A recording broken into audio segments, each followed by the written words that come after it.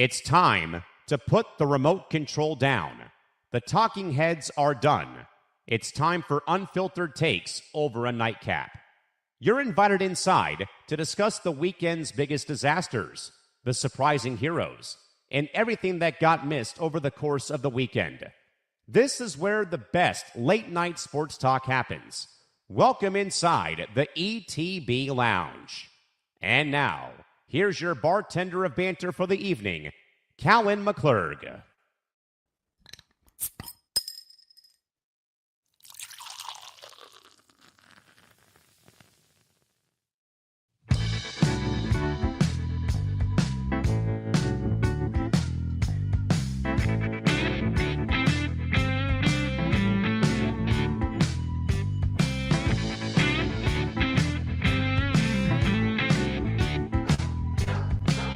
They say January is for the cold-blooded, but after this, I think the heater is just getting started. Welcome back to the ETB Lounge for Monday, January 12th. My name is Callan McClurg, and before we dive into the carnage, I have to give a massive shout-out and thank you to our good man, Nick DiMartino, who, of course, hosted his first Saturday session here this past weekend alongside myself, Nick Morgeson, Tom Albano, and his good friend Colin. And let me tell you, it was a hell of a night roasting the WNBA Commissioner Kathy Engelbert, frying our football forecast show from this past Friday, and just generally doing what we do best, mixing actual sports news with a level of laughter that probably annoyed my next-door neighbors. Nick, congratulations. The bar is in good hands on Saturdays, and I applaud you again for doing it. But now let's talk about the pro football we saw yesterday. I've said it once. I will say it again, 9 years to the day that this team left my city. I have not watched a lick of the NFL since 2017 when the Chargers decided that San Diego wasn't good enough for them and packed their bags for LA. And I don't give a flying you-know-what your GPS says. LA is not San Diego. But I did catch a glimpse of that score, though, yesterday, where it read New England 16, LA Chargers 3. A playoff game where the dynamic LA offense mustered 3 points. 3 points. You know, guys, it's funny. Yeah, you know, guys, it's funny. Usually when you leave your house and your family for something better, you at least try to look like you're succeeding. Well, instead, the Chargers went to Foxborough and got bullied by Drake May. Since 2017, they've been looking for an identity, and I think they finally found it. They're the team that spends millions on tickets to Los Angeles just to end up exactly where they were in San Diego, disappointing everybody by the first weeks of January. But enough about the teams that don't have to go home. We have a massive show tonight. We've got a national title up for grabs next Monday between Indiana and Miami. That's about to break the bank for a ticket come next week. We've got our new $175 million third baseman in Chicago, who might actually be worth the price of admission, and a NBA hallway fight in Los Angeles that proved that Dennis Schroeder is paying nearly $300,000 for a conversation he didn't even win. Gang, the scoreboards are off, the stadiums are empty, but in here, the lights stay on, and the conversation is just beginning. The lounge is officially open. Back with us here at the bar, the Burlington talented one and only Christy Wilson, and the man with the keys to the network, that, of course, is Nick Morgeson. Panel, we've got a Bears comeback to dissect, a Eagles emergency to declare, and a last dance in Pittsburgh that might be ending the seating. We'll keep you folks posted about the Texans and Steelers. But with that, though, gang, let's get to work and meet the panel for the night. Again, Nick Morgeson, who looks like he's been through hell and back over the weekend with the carnage of the NFL season. Mr. Morgeson, welcome back to the bar. Great to see you as always, my man. How are we doing today?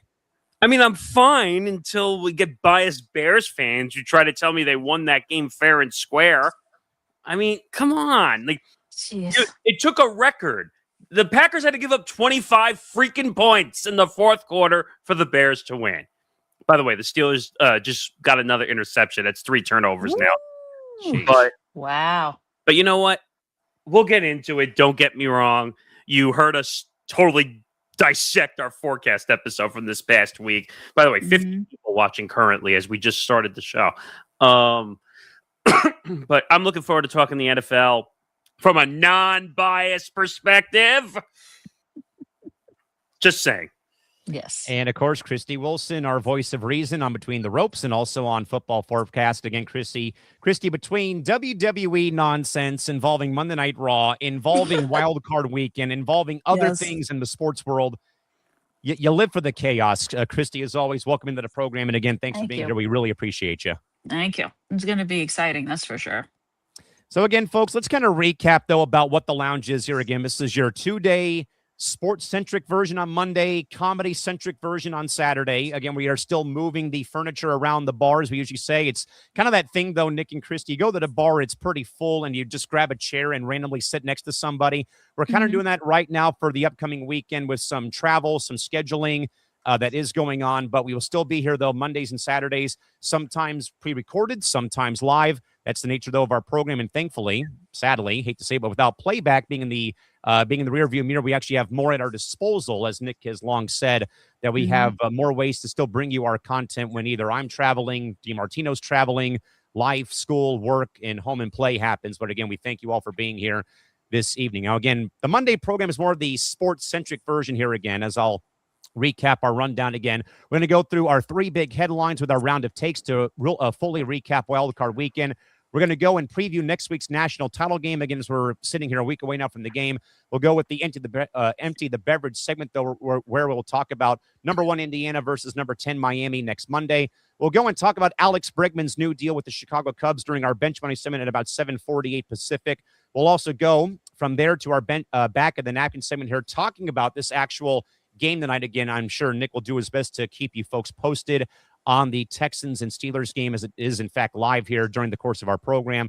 We'll talk more about this game a bit later in the show, though, about Stroud versus Rodgers. We'll also touch a bit more about this ongoing Dennis Schroeder suspension that happened from a game back in December that, of course, has kind of flown under the coaster.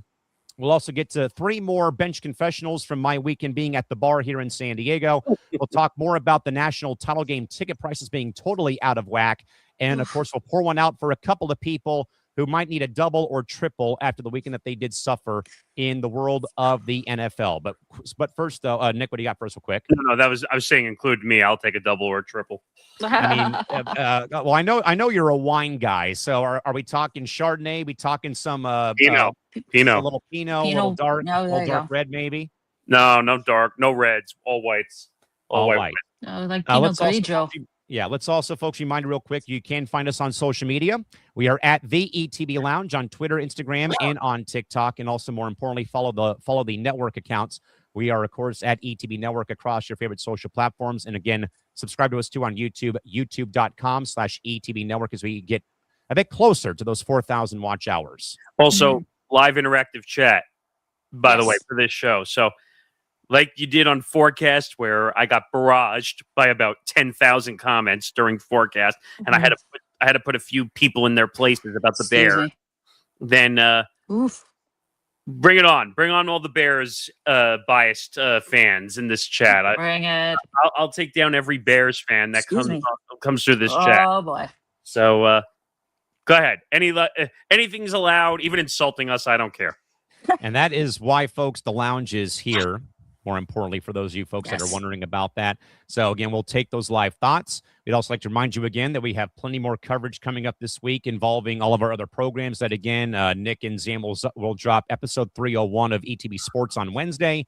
We've got content coming on Tuesday, content Thursday. So we have Nick sounded off with this on PR last Wednesday. We have 7 full days of something, whether it's audio form podcast, video podcasts, live shows, like, again, Nick and I being back on Wednesday morning for Press Row.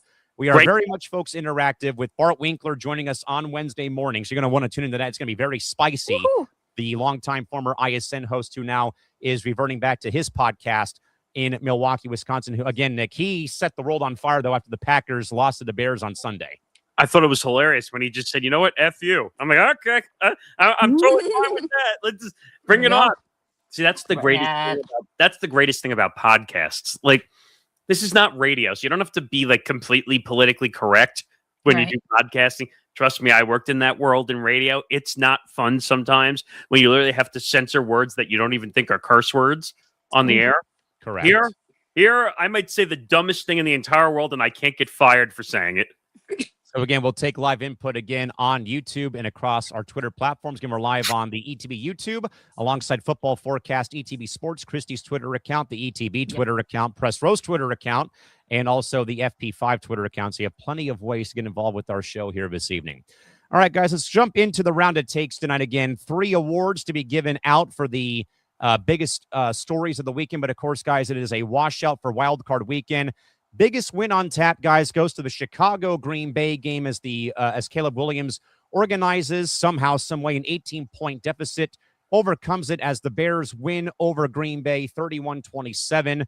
Again, guys, a game that mainly I think, though, and I think Nick is right, though, we ran a Twitter poll question over the weekend after this game went final late on Saturday evening or Sunday night, where Football Forecast had asked, was this more about the Bears winning this game or the Packers basically imploding and giving Chicago the victory on the waitress platter? 57% of respondents said this was more about Green Bay imploding more than Chicago actually winning it. Obviously, we've heard, the Slack channel banter between the Bears fan base and Nick, who again went like 1 versus 100, like the whole, one man versus 100 gorillas basically over the course of the last couple of days. 100 gorillas. But guys, here's the big question though about this game. And I don't know if I really buy the question, but I kind of get the logic with it, though. So, again, ladies first, Christy Wilson. Is Caleb Williams officially the king of the North after the comeback, or did the Packers and Jordan Love simply hand him the keys to the division by failing to score in the third quarter of this game, where they basically sat on a halftime lead and basically imploded and falling asleep at the wheel on Saturday in Chicago? I'm going to get so much. I'm probably going to get just as much hate as Nick's probably going to get from Bears fans, but I think the Packers just handed Caleb Williams the keys to the castle, and the Packers just imploded pretty much. Just based on all that, Packers just lost it. Nick, I think this is now 2 games in a row that Green Bay seemed to have a game in the bag and somehow, some way let the cat out of the bag in the second half to let Chicago come back. I think it happened, last week of the season, week before the end of the season. And then last night, I think all of us, see the score and you see Green Bay's up 21-3. You're obviously seeing Chicago like, oh, here we go again. Can't win a playoff game. We're going to lose to these guys who haven't beaten since World War II when it comes to a playoff game. Right. And once again, though, Nick, for the second time in a matter of a couple of weeks, I don't know what the disconnect is here, whether it's the quarterback, it's the play calling, it's Matt LaFleur, it's this or that. But for some ungodly reason, the Green Bay Packers, who you would think, Nick, would know how to close out a game, let the Bears back into it, cough up the lead. Now, the excuse could be, kicker. Yeah, I don't care about the kicker. This game boils down to it being a collective team letdown over the course of that game, where, again, 21-3, 21-6, 21-9, 21-17. Doesn't matter. It doesn't matter, in my opinion, though, with where it comes. But, again, Nick, your thoughts, though. Did Caleb officially become the king of the North, though, or did the Packers and Jordan Love simply hand him the game by not scoring in the third quarter, let alone the remainder of that second half, though? I mean, it took a record to win the game. It's the first time a 25-point fourth quarter in the playoffs, or I think it was a 25-point comeback, largest comeback in playoff history for the Chicago Bears. Don't get me wrong. Caleb Williams had a really good game. I think he threw for like 360 yards, I want to say. Right around there. But the Packers imploded. And I know I'm going to walk into Forecast, which is going to be live again this Friday. Don't miss it. Friday at 6 p.m. Eastern. Cheap plug. But my point is, Zan, who is, I call him our proper Bears fan because he knows the NFL and the logic of the game. We have 3 Bears fans on the Forecast, which makes it tough sometimes. Grant, Michael, Zan. There you go. They're all great. I'm not questioning that. But you got to take the bias aside from some of it and say, look, when is the heart attack football going to catch up with the Chicago Bears? When? You were trailing. You were trailing embarrassingly in the first half. I think it was 21-3 at the half. 21-3 at the half. And I said, I never say a game is over in the playoffs. I want to be very clear about that because no game is ever over at the playoffs. No lead is safe in the playoffs. But It just looked like the Bears were lost in the first half. They couldn't score. Zan said it to me on ETB Sports, which comes out on Wednesday, that it just looked like they were missing assignments in the first half defensively. Yeah. So I said, okay, this is the first time in a long time I said, okay, the Bears just look off. They're going to lose. But a game is a tale of two halves, right? A lot of times, the first half, a lot of times doesn't tell the story in a playoff game. Third quarter was great. The Packers held on. Nothing really changed. I think the Bears put up a field goal. I think it was 21-6 going into the fourth quarter. And then everything just exploded. The Packers forgot how to play defense. Yeah. The Packers couldn't get a touchdown. They couldn't get any points. Jordan Love looked lost in the second half. So to say that the Bears just were like, I'm in charge and Caleb's getting the North. Can we slow down on that, please? Because what has Caleb won? Caleb has won nothing. One game, one playoff game. And we're already going to declare him the king of the North? Tell me. Yeah, one division title and one playoff win that was basically gift wrapped and on layaway at your local Walmart doesn't really move the needle for me either. Yeah. You know, just for the fact of like, you know, my dad wanted to watch the game and I'm like, we don't have our Prime subscription anymore. Yeah. You know, we don't have the subscription anymore. So, you know, we were watching college basketball. And I literally, like, you know, ESPN dinged my phone and it said, you know, hey, historic comeback, Bears win. And we both were like, what the hell happened? So we flipped over to NFL Network to watch Chris Rose and Mike Robb recap the game. And I'm like, you know, even as someone who hasn't, you know, mentally, you know, sat through a full game in 9 years, I'm watching the highlights of this. I'm like, what in the world is Green Bay's defense doing? And then obviously, you know, people can, you know, say, well, Brandon McManus cost him the game. The kicker is the least of my concerns if I'm a Packers fan, because how do you, though, go from being up 21-3 and, as you know, as Nick kind of said, though, a playoff game in any sport is never over. And I think that's kind of, I think, where Green Bay got a little lackadaisical, I want to say. Like, hey, 21-3. I think, though, LaFleur did a pretty good job, though, of saying post-game, though I think he's on the, you know, though I think a lot of people think he's on the hot seat.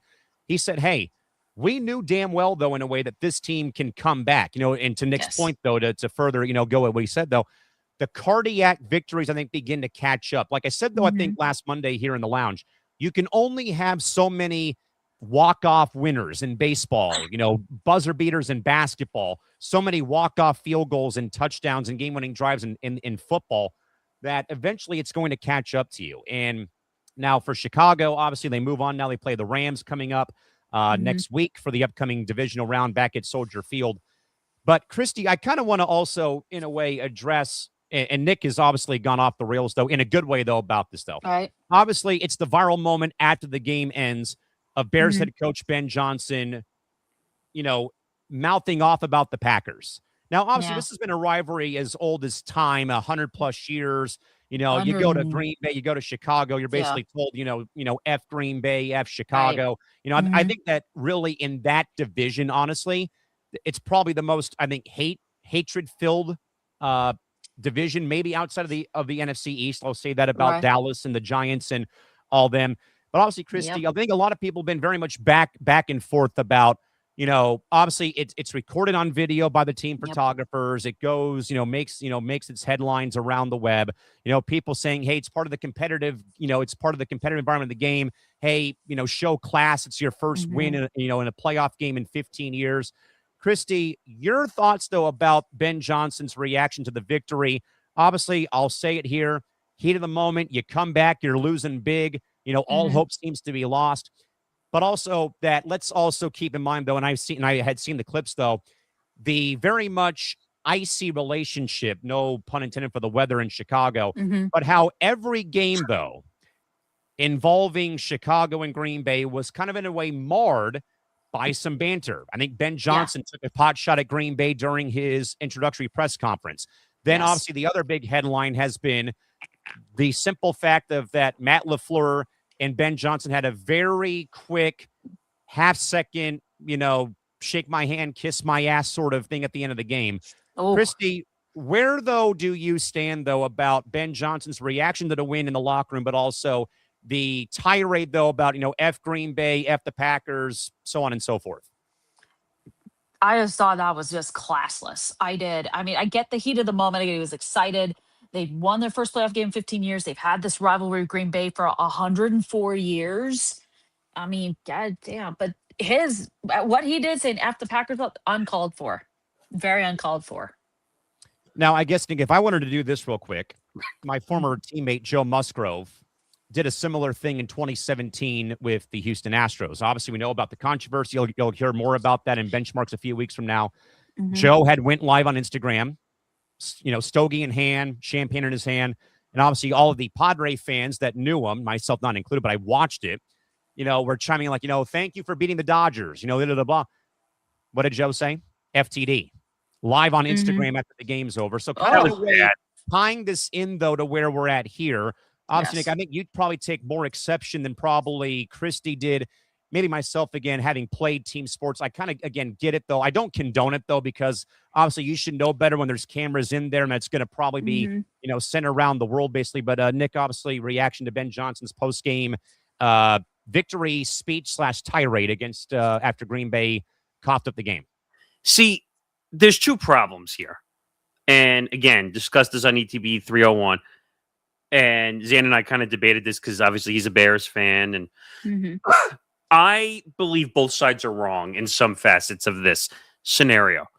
But because the one thing I don't get when this whole fight WWE match started, Matt LaFleur came out and said, we're going to kill the Bears. We're going to take this division. No one's going to beat us. What do you have to gain by saying that before the season? Because if you don't win the division, who looks like the asshole after that? You do. You do. So what ended up happening? The Bears won the division. Mm-hmm. You barely survived as a 7 seed. Mm-hmm. You lost Micah Parsons to injury. You lost quite a Jordan Love hasn't been healthy all year. Mm-hmm. Did you outplay the Bears for about 3 3/4 of the game? Yeah, you did, but you didn't finish the job. Exactly. But even though Matt LaFleur has been, I don't know, braggadocious, maybe is the word I would use here. He has been, yeah. Matt LaFleur tried to do the right thing after the game by standing there. It wasn't a drive-by like Mr. Johnson over there. Oh, geez. So Matt LaFleur sticks his hand out to try to get a handshake. Ben Johnson comes up, puts his hand for 2 seconds like a fake handshake, and then runs off. Now, he's like, psych. I don't know if you saw in part of the camera angle, but the Bears staff mauled him in the process of when they were trying to do the handshake. I'm wondering if they were afraid if someone was going to if there was going to be a fight, or if there was going to be something may have happened. Who knows? Yeah, but there's a problem there, because how does that make any sense? You're at the 50-yard line. You're at the center of the field where every camera is watching. You're not starting a fight.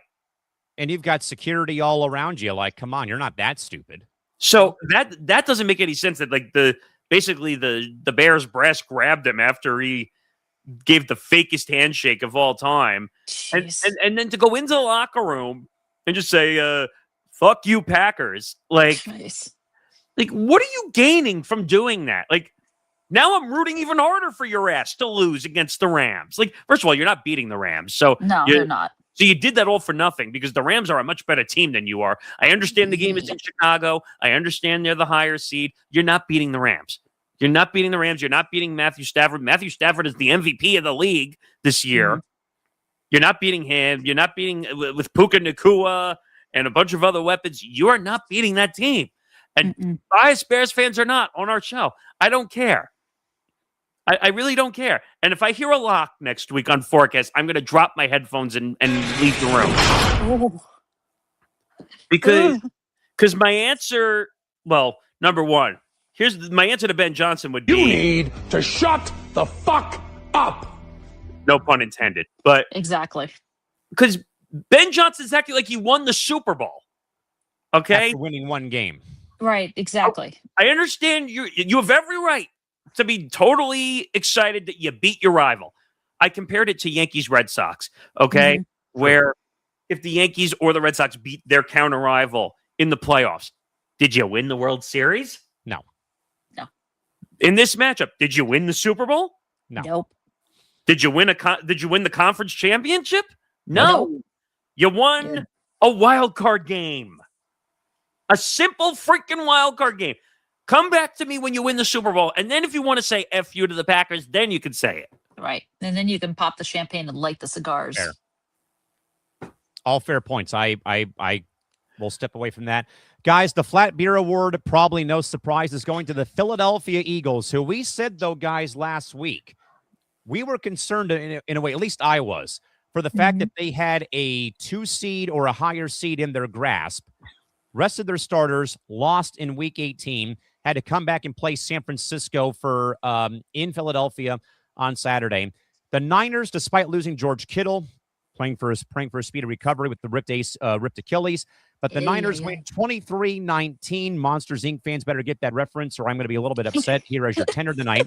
The Niners win on a game-winning wide receiver to McCaffrey touchdown pass, 23-19 San Fran over Philadelphia. Nick Sirianni and his era effectively over after losing at home to San Francisco as a 3 seed over the weekend? Should it be? Probably. Will it be? No. That you want the logical response. The logical response is no. Oh, there's Cal. Hi, Cal. Good to see you, bud. Thanks for being here.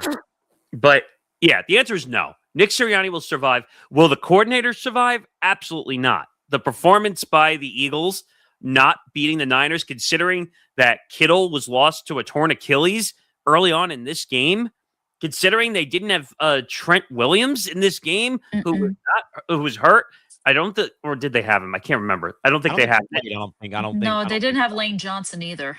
Well, that was the Eagles. But, but Ricky Pearsall, I don't think played for the Niners either. He wasn't there either. By the way, can we give credit to Kyle Shanahan for doing more with nothing? You've got the floor. It's all you, my friend. I mean, can we give credit? Like, Kyle Shanahan has done more with nothing than I've ever seen in the last couple of years in the NFL. Brock Purdy went down earlier in the season with injuries. I mean, this guy is incredible. If this guy doesn't get Coach of the Year, I don't know who else deserves it. Mike Vrabel. Well, Liam Cohen. Cohen, the way the Jaguars went out was very disappointing. Well, but it was, nine-win turnaround, though, division championship. Yeah, no, that's totally fair. But I'm saying Kyle Shanahan has done incredible things for this team, considering all the injuries they've had, all the schemes they've had to change. And also, Christian McCaffrey doesn't get enough credit on that team either. This guy deserves MVP credit, but he's not going to get it because the MVP every year has to go to a freaking quarterback. And I think, sadly, that CMC always being hurt every other week that ends in the letter Y and twice on Sunday doesn't help the cause either, sadly. Yeah, I get it, though, but in the playoffs, he's probably the most valuable player. Right, he could be. Christy, obviously, I'm sure it brought great satisfaction to watch the Eagles go down in flames. but I do recall, though, kind of watching some highlights and then, hearing what was going on. And I'm like, why is the Philadelphia offensive coordinator being so damn conservative with the play calling? I'm like, they were up, this game was back and forth, punch, counter, punch. No one really got, I think, more than 6 or 7 points, away from each other. Obviously, Jason Elliott misses a PAT, after the Niners score to go up 7-zip. It's 7-6, and then again, it's back and forth. But from what I was just kind of hearing, though, through the grapevine and even reading through the play-by-play on ESPN.com, I was puzzled of you've got Jalen Hurts, you've got Saquon Barkley. Why are you being so conservative, though, with your play calling? You don't have a safety net if you lose this game. You lose, you are done. Pack the bags, you're going home for the winner. So, Christy, obviously your thoughts about, perhaps as Nick Sirianni's time in Philadelphia over as with how they ended the season, especially, I think, as I said last week on here, I was kind of concerned hearing about that they didn't play their starters in the last game of the season. Yeah, no, I think Nick Sirianni to me is nothing more than a drama queen. He should be gone, but like Nick said, Sirianni's probably not going to get canned. He's probably going to stay, but the coordinators are probably all going to be out of a job. And that you have Jalen Hurts and you had, why didn't they run the ball? Why didn't they have Saquon Barkley run the ball more? I don't know. Not Why healthy. not healthy? Why try to force passes into AJ Brown? I don't get AJ Brown has been Stone hands AJ Brown. Stone hands AJ Brown, and it looks like he doesn't give a what either. So I mean, one thing I would say also is at first take completely butchered this morning where they said, is AJ Brown the reason that they lost the game against the Niners? And I'm like, no. I mean, he didn't have a good game. Let me be very clear about that. It didn't. It's the conservative game planning. Yes, thank you. Yes, it was a terrible game plan by the offensive coordinator, and he's probably gonna get his ass canned the way that they lost to the Niners, who had all the injuries. But Nick Sirianni's got to take some blame here too. Getting into a fight on the sidelines with AJ Brown, where Big Dom had to go and separate it. By the way, Big Dom, one of the greatest celebrities of all time in Philadelphia. If you didn't know, he's the lead. He's the head of security for the Eagles. Okay. But you can't be getting into fights on the sideline. I don't care if you're the head coach. I don't care if you're the water boy. For crying out loud, you don't get it. Billy Madison. I was just thinking that myself. One thought from real quick, Nick. Let's get to one thought from Cal. He said, guys, the Eagles coach doesn't know how to shake another coach's hand. LOL. That was actually Green Bay, Chicago. I don't know if that did it happen again, though, involving Philadelphia and San Francisco? No. It was I think it was Kyle Shanahan and Sirianni hugged when they met at midfield. Yeah, so I think Cal's referring to Ben Johnson and Matt LaFleur, as we were talking about in our last segment. Yeah, I mean, is it really? Would I be surprised if Sirianni was gone? No. Is it going to happen? It's not. No, I would think it's got to be the coordinators. I mean, when he got kids being interviewed on local Philadelphia TV news saying that they hope that the coordinator is gone. Oh, God. Something. Guys, let's get to our bar brawl moment. This was a bar brawl game, for example. The Rams went into Carolina and stole one from the Panthers 34-31 as Matthew Stafford's last-minute drive silences the crowd in Charlotte, who, of course, brought Cam Newton back to be the keep-pounding drum major of the day. Christy, the Panthers were a double-digit dog and almost pulled it off. Is this a moral victory for Bryce Young or another reminder that Matthew Stafford is the ultimate late-game veteran as a quarterback? I think it's a little bit of both. I mean, it's a moral victory for someone like Bryce Young. But for Matthew Stafford, I mean, he's going to win that MVP award. He's not going to be denied. And he showed that. I think, Nick, to Christy's point, though, I think she's right, though, that mainly with Stafford. Now, I know that the MVP for any sport is usually only a regular season award, where I kind of wish, though, that football would adopt the baseball and hockey mindset of the full playoffs. Also get a MVP for like the conference title game or the Super Bowl, obviously, as they already do. But I think, though, Nick, that we kind of we sat here though on Monday during Empty the Beverage and basically said it's a lock in a way, that the Rams were going to beat Carolina. We all thought it would be a blowout, though. But I also think, though, Christy's partially right, though, for a team like the Panthers playing in what I am pretty damn sure is the worst division in the National Football League when it comes to, the talent pool. And is this like the second or third year or third time recently that we've had a division winner go to the playoffs with a losing record? So the NFC South is one of the worst divisions in NFL history. It's not even just the last couple of seasons. It's not good. This has led to many conversations about, do we need to do reseeding after the wild card games? Because I'll tell you right now, the Panthers being a home wild card game at 8-9, where they were 8-9, yes. And the Rams were 12-5, and they were a road team for the wild card game. How is that fair? How? I don't know. And SVP, I think, said it best, as it looks like Nico Collins is getting carted off the field right now for the Texans. No. Oh, man. Oh, no. How's that scoreline looking, by the way? I don't think it's changed as yet. I'm just waiting for the read. I can check this. It's 7-6. It sounds like it's Tank Dell all over again. 7-6. Still 7-6 Houston early in the fourth quarter. Oof. But they need to fix this reseeding issue. I don't know how they fix it, but a 12-5 team can't be a wild card road team. No. They got to do something, and maybe they need to adopt what they're trying to adopt in the NBA, which is instead of having like an Eastern Conference and a Western Conference, I think hockey's trying to do this too, where just take the top half of the league and put them in the playoffs. And whatever the records are, it doesn't matter what the records are at that point because you're just playing for the top half. And then you would rank everybody by round and who they play based off the top half of the league. So say the Eastern Conference is the better conference that year and they win more games. Too bad. Maybe only 3 Western Conference teams make it. So before we move on here, Nick, that goes back to I think a tangent we either tried talking about on PR on Wednesday or even here in the lounge on Monday. The only, I think, hitch in that plan would be that I think any sport where you win a division, you're guaranteed a top seed at 9 times out of 10, or at least hosting home court, home ice, home field. Would that, though, in a way, maybe tell the NFL that we need to maybe take the incentive away if you win the division title that you can't always host a home game depending on record? Well, no, you would do like what they do in the Eastern Conference and Western Conference of the NBA. And Texans just hit a field goal. Wow, 51 yards. Wow. 10-6 now.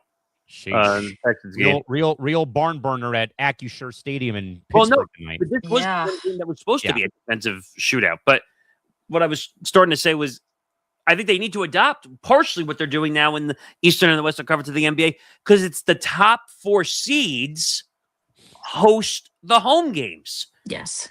In those rounds. Same thing. The NFL should be the same way. Adopt the how many teams are there right now currently? 32 in the NFL. So you take the top 16 and the top 4 are seeds, or you can make the top 4 buys if you want. You could in that format. And then whoever is below, they play through, and then in the next round, those 4 teams have home games in the next round. But this whole nonsense that a 12-5 team is on the road to start the playoffs is what happens if that team is out? It's a good question. And by the way, the spread was so large when we did the show. It was 10.5. And my instincts were 100% right that the 10.5 points in a playoff game is insane. And the game was way closer than I wanted it to be in that situation. But you know what? The Panthers had a great second half. They beat the Rams in the regular season, by the way. Yes. They beat the Packers. They beat the Falcons twice in their own division. Definitely an improvement for them, but still a 1 win shy of 500, and they still got to host a playoff game. Right. Yeah, so that's just crazy. So I would, first of all, there's no moral victories in the NFL. I'm just going to say that right now. I think that in the NFL, it's either win or you're sunk at that point. Because that's how the NFL is. It's not like the NBA. You make it a few rounds and you're happy, and then you build on it with draft capital and all that stuff, and you get better. The NFL, you have to win when your team is hot. Think about Buffalo, the way that their run is. Think about it. No Mahomes, no Lamar. No Joe Burrow. Yes, and we literally said in the lounge on Monday, if there's ever a time for Buffalo to do it, it's now. Actually, Chris said it. Actually, I did. Yeah. If they don't win now, you might as well just shut shop. Yep. And first they are shutting shop of Highmark Stadium for a new $1 billion palace next season. I mean, them and their beer made out of snow, by the way. But you know what? Stafford is the ultimate lounge veteran based on this question. I was happy for him when he finally won a Super Bowl in LA. It was good timing. He had to leave Detroit. They were never going to win with him being there. It was a great trade in the long run for... I was going to say, maybe the one rare instance where a trade benefits not one but both teams in the trade. Exactly. I mean, Lions got Jared Goff, and Jared Goff has blossomed since he's been in Detroit. Yeah, but Goff still hasn't won anything. Like, Stafford really has won something, and it was off. Remember, what was it, last year they played in the playoffs? Which made for good theater, by the way. Yes. Right. Stafford will always be the better quarterback. He just needed a change of scenery because he was never going to win in Detroit. Yeah. And finally having weapons like Puka Nacua definitely helps your case. And what was Stafford's biggest weapon? It was Calvin Johnson, and he retired. Calvin Johnson for all those years, Megatron. And he retired because he said he was taking Advil like it was candy to stop his injuries from being hurt. He was getting concussions like left and right, I think. But yeah, he's the ultimate lounge veteran. It's not even a question. Yeah, definitely. But guys, the bar tab verdict from yours truly.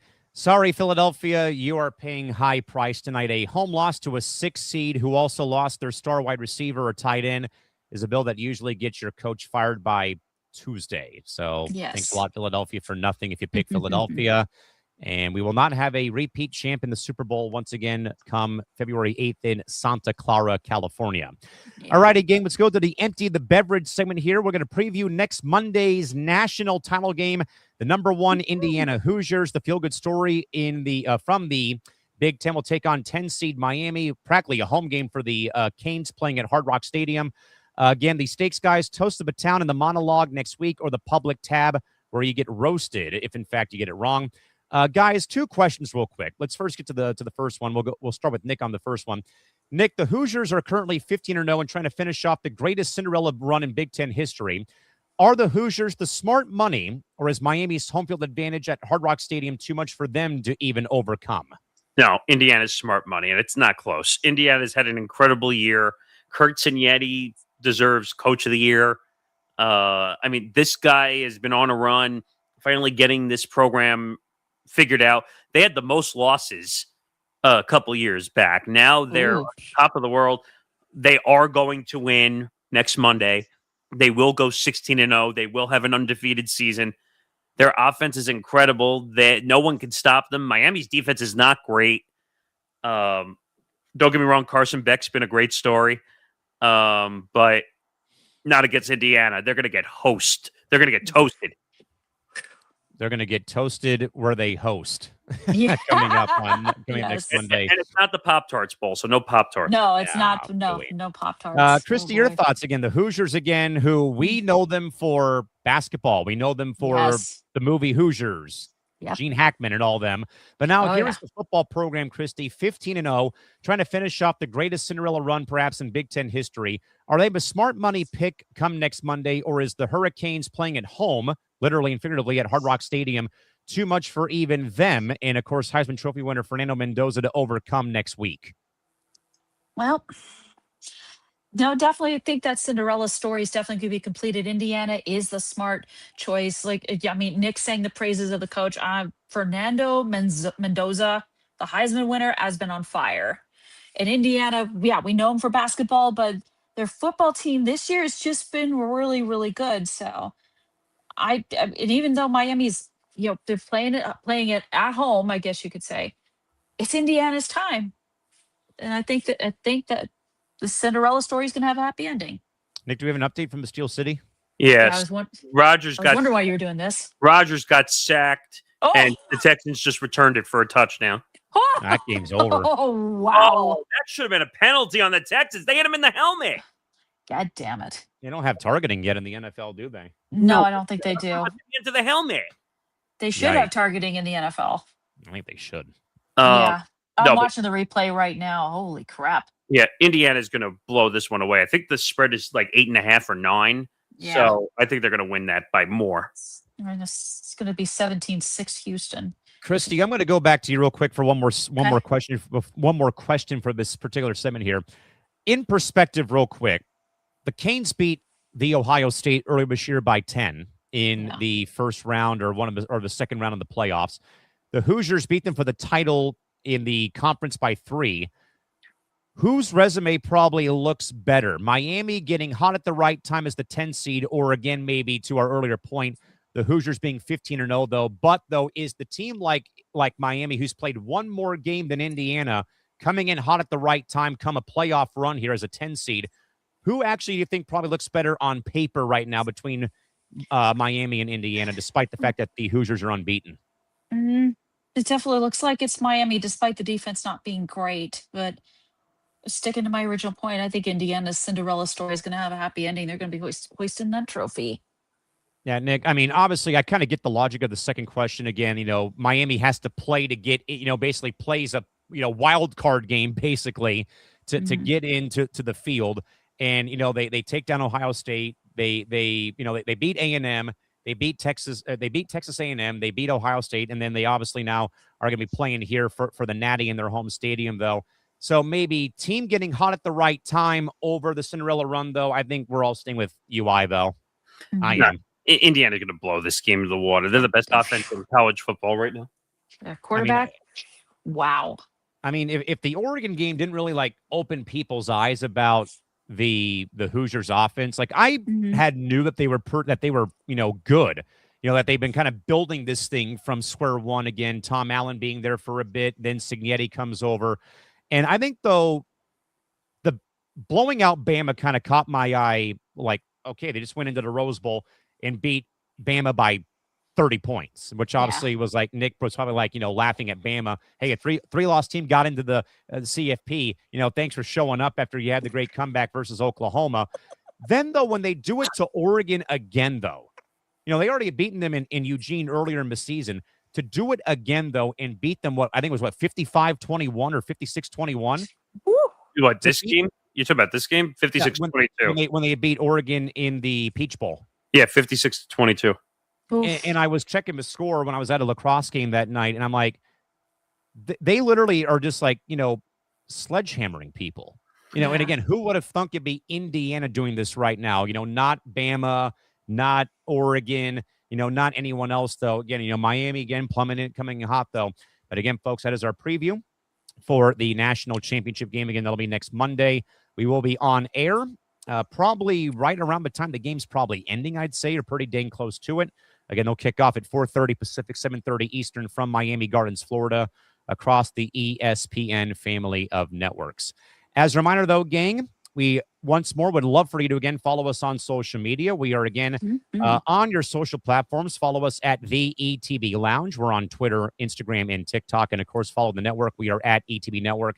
And also make sure you subscribe today to youtube.com/ETB Network. Again, we have plenty of podcast content. Nick, I know we've been kind of, shuffling around the furniture at the bar tonight, though, but I know we've got like a moving the goalposts with unnecessary wagers like combo show coming up. We've got 301 of ETB Sports coming up. What else do we got? Yeah, so we're just trying to get everybody all, as Aaron Rodgers just got sacked again. Ouch. But, yeah, so we have moving the goalposts and unnecessary wagers. We're trying to get some scheduling because we have some people sick, so we're just trying to get some that stuff. late winter crud's going around again, huh? Yeah. I mean, and then obviously we'll have football forecast live again, which we started with the wild card round. Usually we only do the Super Bowl show live.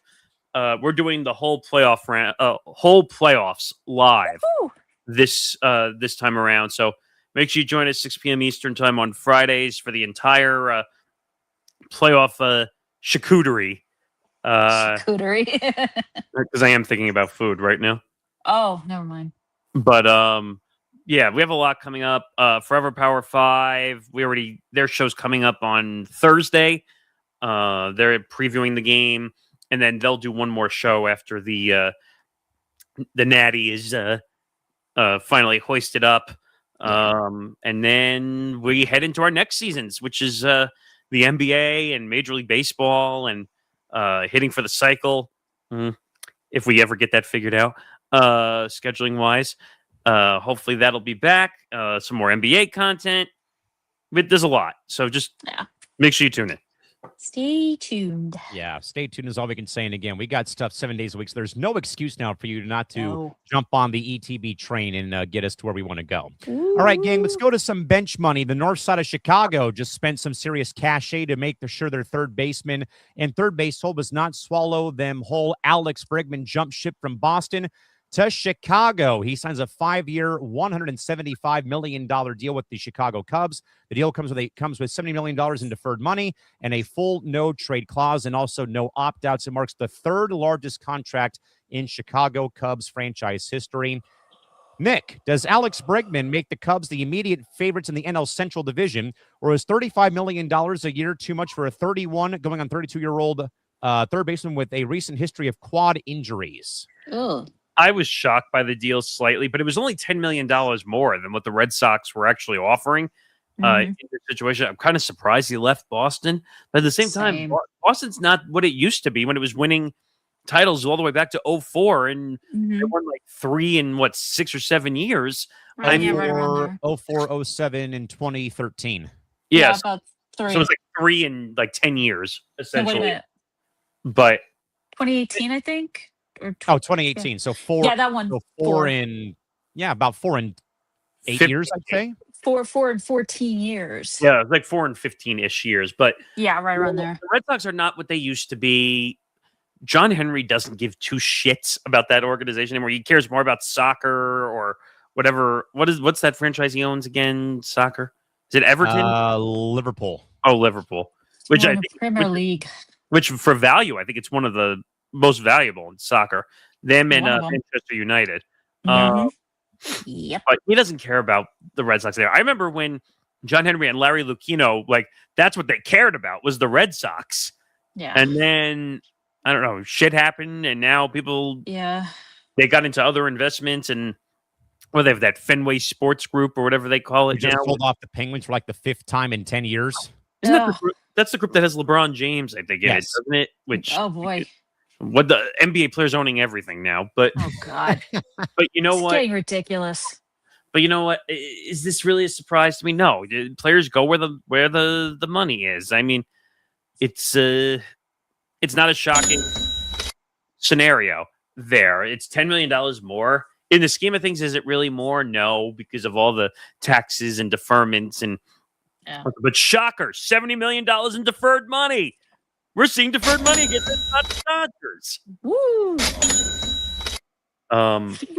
What was the actual question? Does this make them immediate favorite? No, I wouldn't say it makes them the immediate favorite, but I would definitely say it makes them a better team. I can't deny that. I'm just looking at the standings from last year because I've been so I out think of the Brewers kind of won that division at like the 11th hour of the season, if memory serves me correct. Or actually, they may have clinched it super early. I think actually they did. Then it got did. close in the end, but the Brewers are still the lead of the NL Central. Like it's kind of disrespectful to the Brewers to say that just because they got Alex Bregman, that puts them over the Brewers. The Brewers are, even though they're a bunch of no names, like they played really well. They gelled. They have a lot of chemistry. I think their pitching is better than Chicago's is right now currently. So yeah, I would say Milwaukee's the lead of that division, not Chicago. Christy, if anything, this makes it a 2-horse race right now in the NL Central. Brew Crew and Cubs. You know, you hope you see like a resurgence though from the Reds, who came on, on fire at the end of the season last year. Yeah. St. Louis, being on, on the fritz again is just like beyond weird for a baseball fan. So, though, I think it just makes those two teams like, your actual front runners. And then obviously you've got Pittsburgh, who again, I don't know what they're doing. They're actually signing players, but they don't really move the needle still in that division at this rate. But Christy, maybe again to the point though, does Bregman make the Cubs the immediate front runner or favorite in the NL Central, or is the $35 million a year too much for a 32-year-old who has been having recent issues with his quad over the course of his last couple of seasons in Houston and of course in Boston? Well, he doesn't put the Cubs over the top, but he definitely makes them interesting. And his salary, I'd say it is a little much for someone like him who's been having quad issues. Nick, I think before we get to the top of the hour, again, this show is just flying by. I just love how the show just goes right by with 2 or 3 people on the panel. Yeah. But Nick, I'm glad though you brought up about the Red Sox, and I know if Ben Cruz was here, he probably would have like some stern words for the front office and Craig Breslow. I saw a tweet that I think has been making the rounds since the deal got announced. That the Red Sox, as you said, though, Nick, so, bullseye, up for 3, bang, as Mike Breen would say, or, a 3-point goal at MSG is, you're right. The Red Sox right now kind of have a identity crisis because I think and I think Christy could even vouch for this too, with her being a Red Sox fan. Of course. Look at how they became a daytime Emmy Award-winning soap opera last season. I say that for the fact about the Rafael Devers situation, how Boston brought in Bregman, where Devers had kind of been playing third. They wanted Devers to learn to play first, and he didn't want to be a team player. Tristan Casas gets hurt on that very fluky play, jars his ACL. ruptures multiple knee tendons. I think he fractured his leg in the process. And then Devers says, okay, I'll learn to play first base. By the time he says that, after the Red Sox even said, hey, don't bring your glove, you're going to DH for us, he's dealt to San Francisco to probably hit at one of the worst ballparks to hit in if you are a left-hand hitter or in general in the National League or in general. And just like, I think, Nick, the way this whole thing played out, the Red Sox screwed themselves, if you ask me, with how they handled Devers, the thing with Bregman, the flip-flopping of where Devers is going to play, and then Devers hurts his own case, if you ask me, too, by not being a team player when Tristan Casas is injured during that, the run of the season. And he says, I don't want to play first. I'm not going to play first. I'm not going to play first. And he says, well, hey, if I'm needed, I'll play first.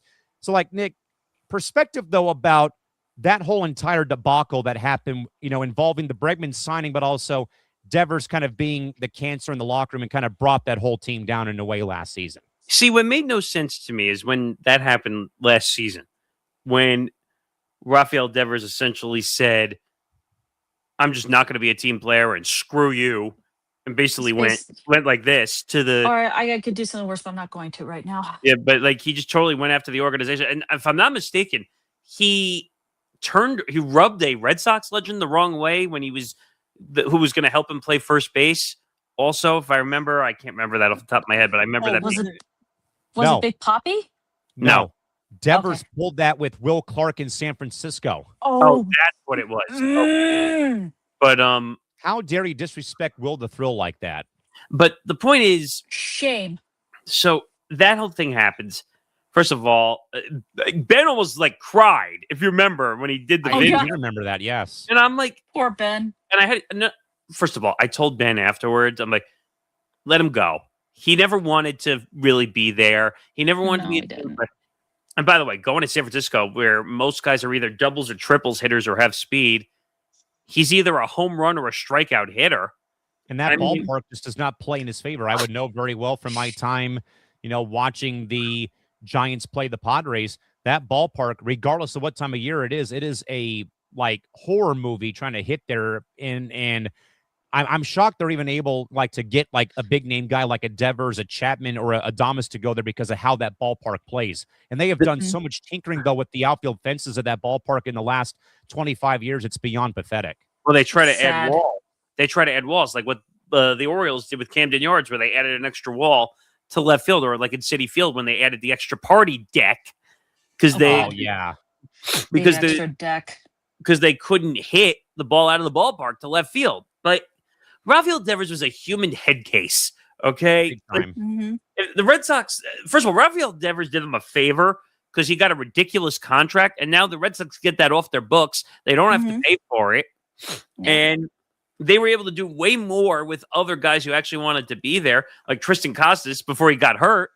I can't remember the other young star that came up before Anthony. Roman Anthony, who looked really spectacular, by the way, but unfortunately got hurt. Too, right? You know what? Devers, if you're going to be a head case, you're not going to survive in Major League Baseball. If you're going to be a cancer in the locker room, you're not going to survive. And he was a star, but until he did himself in and he got off to a human slump of epic proportions, if you remember, didn't he make the most errors at third base, and that's why they tried to move him to first at one point? I think that was why. So they were also trying to do you a favor, moving you to a position that might be a little easier to play, getting you away from third base.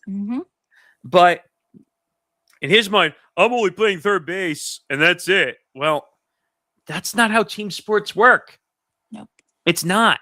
I would know about head case players, some guy named Juan Soto in San Diego between 2022 and 2023. Sorry, D-Mart, don't at me. Christy, your thoughts, though, about the Bregman and Devers fiasco from last season before we get to the top of the hour? I mean, it was an absolute disaster. And he was ahead. I mean, Devers was a total head case. I mean, I'm going to use harsh language, but I would call him what he is. He was an asshole. Yeah. And the Red Sox didn't need an asshole on their team if he wasn't willing to learn how to play another base that, like Nick said, might have been easier for him to play. I mean, it's not David Ortiz. It's not Manny Ramirez. Manny being Manny. You were willing to put up with the antics of Manny Ramirez because he was hitting the ball out of the ballpark every single day. He was producing. And he was producing. You'll take the antics of the player as long as they're producing. But if they're not producing, you have every right to jump on their back. I mean, I agree. He was clutch in the playoffs, clutch home run after clutch. Him and David Ortiz, two of the clutchest players in Red Sox history. Yes. Ortiz had his antics. Manny had his antics. I mean, between going and using the bathroom behind the monster at Fenway Park. High-fiving the fan in Baltimore when he made that catch in the outfield. And he gave him a high five when he still turn a double play on it. Yes. Or the cutoff in left field when Johnny gave the ball in. God damn, like, that was you're great. willing to put up with it, though, because the man produced. Now, I'm not saying he cleanly produced, if you know what I mean. Right. But because he was taking a women's growth hormone or whatever, or what was it called, PCG or whatever, which is something.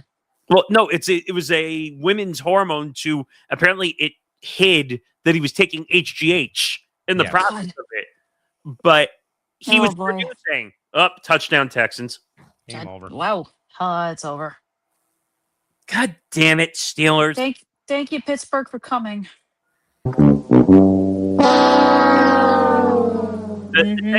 The Texans went into the Steelers' home and basically ruffled all the furniture and destroyed it. Or better yet, they went into the bar, crushed all the glasses, and threw all the chairs.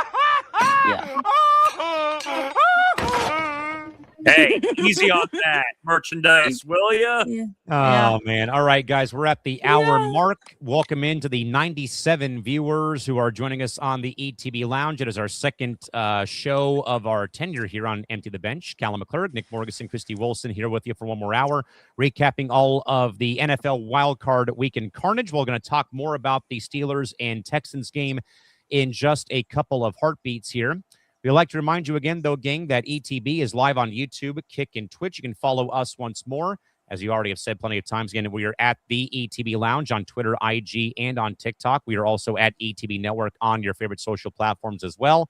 Again, we are here every Monday from 7 to 9 p.m. Pacific, 10 to midnight Eastern here on ETB. And again, we have our Saturday program involving Nick DiMartino with more of the comedy-based roast of the sports week and weekend on Saturday nights as well. Again, we had that episode last Saturday. I'm still laughing about what we had talked about involving the WNBA, as Nick and I will talk more about on Wednesday on Press Row at 11 a.m. Pacific, 2 o'clock Eastern. Again, we will be having Bart Winkler, formerly of ISN, joining us, I should say, for the third guest in 2 weeks on Press Row on Wednesday morning.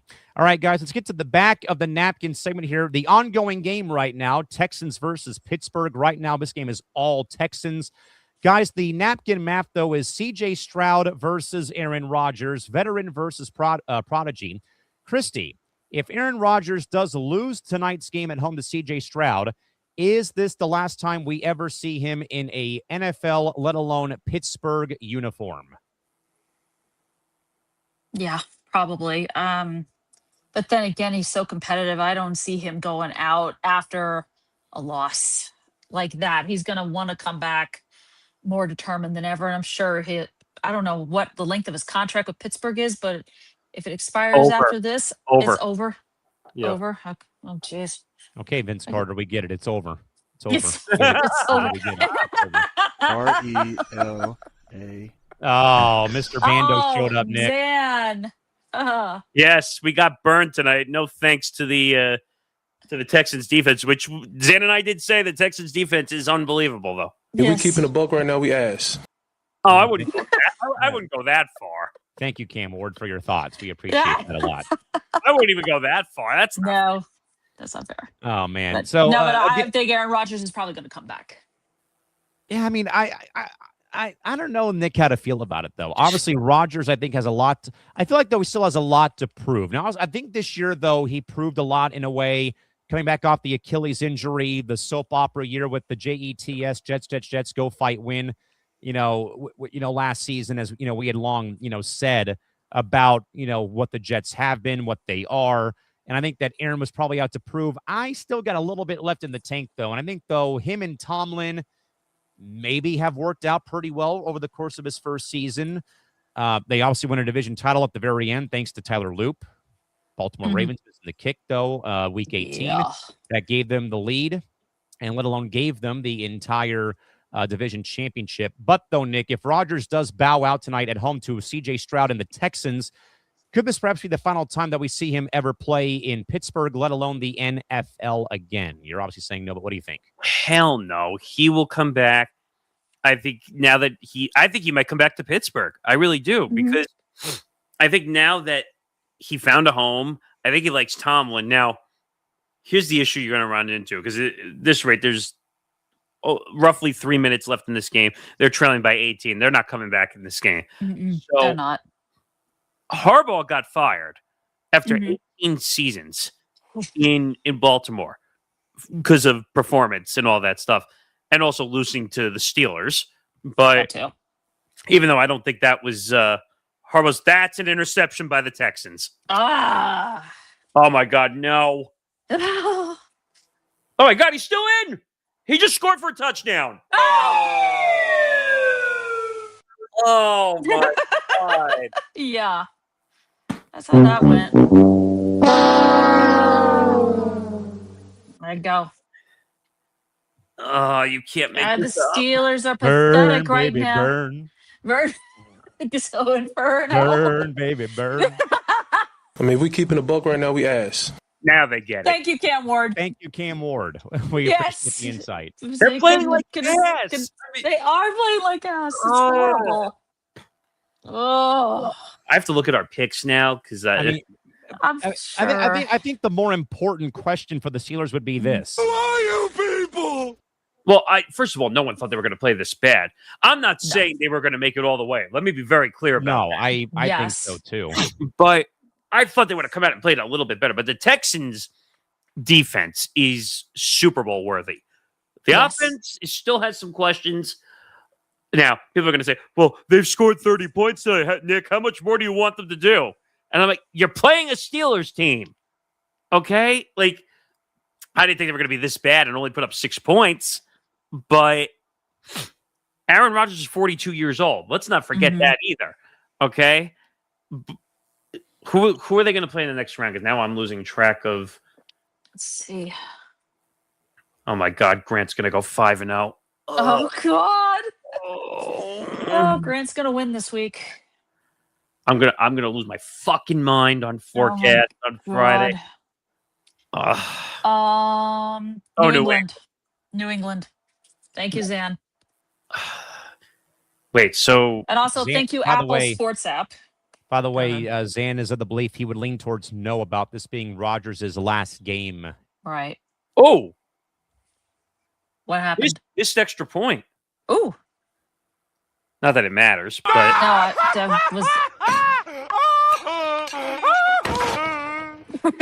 New England's going to be a tough game. I'm just going to say that now. They are. I mean, if you watched how they played yesterday, then yeah. But they're going to be tough. But the Texans' defense is going to be rough, like the rest of the playoffs, and that's going to be unbelievable. But as I'm being told to put headphones on because I'm being too loud in the house. Oh, God. But the Texans are a good team.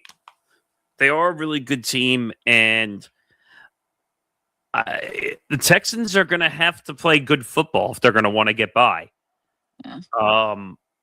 It's as plain and simple as that. By the way, 100 people officially watching right now. Thank you. I think we hit 100 on all shows so far. I think we have. By the way, more from Mr. Bando. When people watch the show, we talk about that aspect for at least 10 minutes. You and I both agreed, though, Nick, that it's gonna be a good game. It was until like the levee broke here. Yeah, I don't. Aaron Rodgers is definitely not retiring after this performance. I'm going to call that now. This is going to leave an insanely bitter taste in his mouth that he's going to want to get rid of. Does he really? If anything, it'll make him hopefully more motivated, to come back for one more year. The problem is, though, Tomlin should not survive this because this is a terrible performance by the Steelers. But you know what? Because it's Mike Tomlin and the Roonies don't fire anybody. Oh. Sorry if I meant when we talked about whether Houston would play with. Yes. Gotcha. Okay, thank you. But and I was going to mention that I think Mike Tomlin has at least Pittsburgh has 1 to 2 more seasons to tie and break a record set by the Cowboys for most consecutive winning seasons. Well, 500 or better, right? 500 or better, Yeah. exactly. Does anyone give a shit about Tomlin's 500 or better record? Like, if you're not going to win a Super Bowl, I think he won a Super Bowl, like, I forgot, was that like 07 or something? Was it early in the tenure? Was that the one where they beat Arizona? Yes, that was the one. I think you're right. I still have a friend who's very upset about that, by the way. Oh, wait, it was 09. Zan's got the answer. 09. It was Yeah, 08, there we go. 09. Mm-hmm. I only remember that. I only remember that year because the San Diego Chargers were 0-4 to start the season, I think, or 0-2, 0-3, and they were 4-8 at one point, and the Denver Broncos gave them the division championship. The Chargers wound up finishing 8-8. We hosted Indianapolis. I happened to be at the game, believe it or not, with my dad. We were in the upper end zone of Qualcomm Stadium where Darren Sproles ran in the game-winning touchdown, and I felt the stadium shaking. Oh, And God. we went to Pittsburgh and got clobbered, and then they ended up winning the Super Bowl. Zan's got a remark on Pittsburgh. Antonio Brown with the touchdown. Oh, God. That's right. I remember that. I thought that was going to be the Super Bowl where Larry Fitzgerald was going to finally get a Super Bowl. Kurt Warner nearly had his second almost in that season. Almost. So close yet so far. Yet so far. Oh, someone else agrees in a way. Aaron Rodgers showed his age tonight. Mm-hmm. This time I agree. Yeah, Aaron Rodgers completely showed his age. He can't escape the pocket. The Texans' defense is too fast for Aaron Rodgers. If you watch, every time he tried to escape the pocket, he just can't run out of it anymore. No, he can't. It's just facts. It's facts. And like I say, Nick, angry Jet fan about Aaron Rodgers. No, like he's old. He can't do it anymore. Nope. We're still, I think, shocked that Brady did it at what, age 45 or 44, 45? Okay, but I know Brady is a it's beast apples of to oranges, but still playing this game at that high of a level at that age. Yeah, but Tom Brady was a physical specimen. It was a beast of he was a completely different animal. The guy, him and LeBron James spent $1 million a year on their body to stay in shape. Mm-hmm. And that's a fact. You can look that up too. Workouts, diet, that sort of thing. No, but they spent like $1 million on private training and trainers, chefs. Like they took their craft seriously. Yes, in a lot of regards. Cal says, I think Rodgers should dip and then sign with the Cowboys. Shut up, dude. Come on now. Don't do that to me. Do not do that to me. I don't wish that at all. Cal, I love the humor, but there's no way, though, because I think that Dak is like locked up for like the next 30 years, it feels like, as the quarterback. About a few at least, but he's making an insane amount of money. It's one of those things where you're just like, first of all, I don't think but can you imagine Aaron Rodgers and Jerry Jones having to exist together? They'd be fighting. I think they would be fighting each other. Well, the radio appearances would be like listen radio on 105.3 down there. 105.3 The Fan. Yeah, that would be hilarious. You know what Jerry Jones would say Aaron Rodgers is? Because he's a raw pain in the ass. And he would be right, too. Just saying. I got to get that in once. Yes. Oh, man. Or we can just hear it from Tom Albano if that happens. How about them Cowboys? That's the one. Yeah, Cal's still going to say he thinks Rodgers is still better than Dak in his opinion. That is up for debate. If you're talking about talent currently, I would say no. Age, he's definitely younger. Resume-wise, though, Rodgers has the ring. Dak doesn't have one. I know because I know that we talk about ring culture all the time. Mm-hmm. I mean, in this case, that's correct. Aaron Rodgers won a ring. He's won an MVP. And if memory serves me correct, didn't Dak just break like every single Staubach or Aikman-owned passing record in Cowboy history? Also broke a Romo passing record, too. Okay, but who cares about breaking records? Yeah. Win a title. I know. And because people are, it's ring culture chasing. Yeah, win a damn title if you want to be recognized as a better player. Yeah. Aaron Rodgers is better technically because he won a title.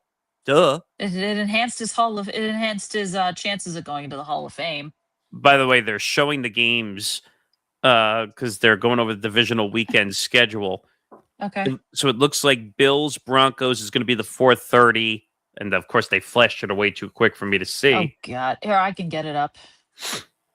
So it's Saturday. It's Niners, Seahawks, Bills, Broncos, Rams, Bears, and Texans, Patriots.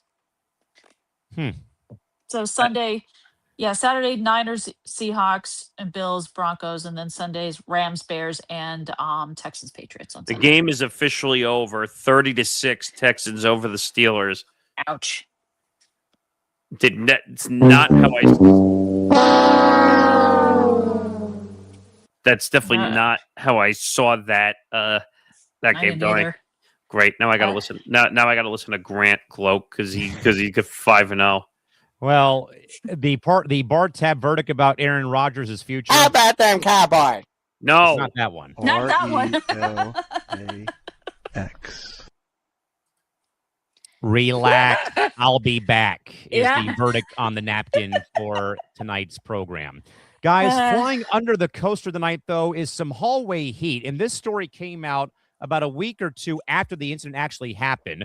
But current Sacramento Kings player Dennis Schroeder has been suspended for 3 games for trying to confront and attempting to strike Lakers player Luka Doncic in the hallway of Crypto.com Arena roughly 40 minutes after the game ended back on December the 28th. The incident stemmed from Doncic telling Schroeder, "You should have signed that contract, baby," open and close quote, referring to the infamous $84 million extension that he rejected from the LA Lakers.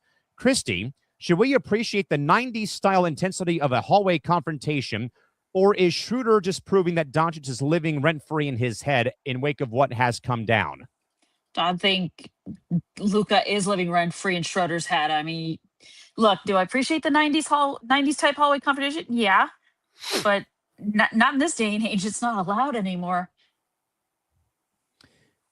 Nick, obviously, this is not the first time that we've heard about hallway issues at what we know as Staples Center, now called Crypto.com Arena in downtown Los Angeles. We obviously knew about the Rockets and Clippers when I think that James Harden and some teammates had found the secret hallway to get to where the locker rooms are. There was a, big, kerfuffle between both teams when the game had concluded. Now, 90s intensity, Nick, I don't think warrants hallway confrontation. I think 90s basketball culture, I'm thinking Rodman kicking camera guys in the nuts. I'm thinking clotheslines of Kurt Rambis by Kevin McHale in the 86 NBA Finals. I'm thinking of more of the on-court stuff more than beef with the national team, as, we heard about Michael Jordan talking about Isaiah Thomas with the Dream Team in 92, as you'll talk about, I think, later on down the road for benchmarks. But Nick, your thoughts, though. Should we appreciate the 90s style intensity between Schroeder and Doncic, or is Dennis proving, though, that Luka is living rent-free in his head, though, with that comment made during that game that, again, was 3 days after Christmas, and the punishment came out within the last couple of days? You know what? I think the NBA is a little too politically correct when it comes to these. Having a little scuffle and allowing fights, who cares? Let it happen. It's part of the culture of sports. It's part of rivalries. It's part of...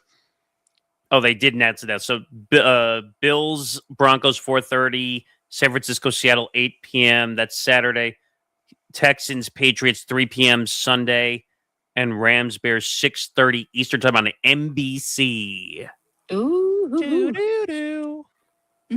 So the Bears get the spotlight again. Yeah. Interesting. But no, I love this culture. Let them fight. I miss the 90s.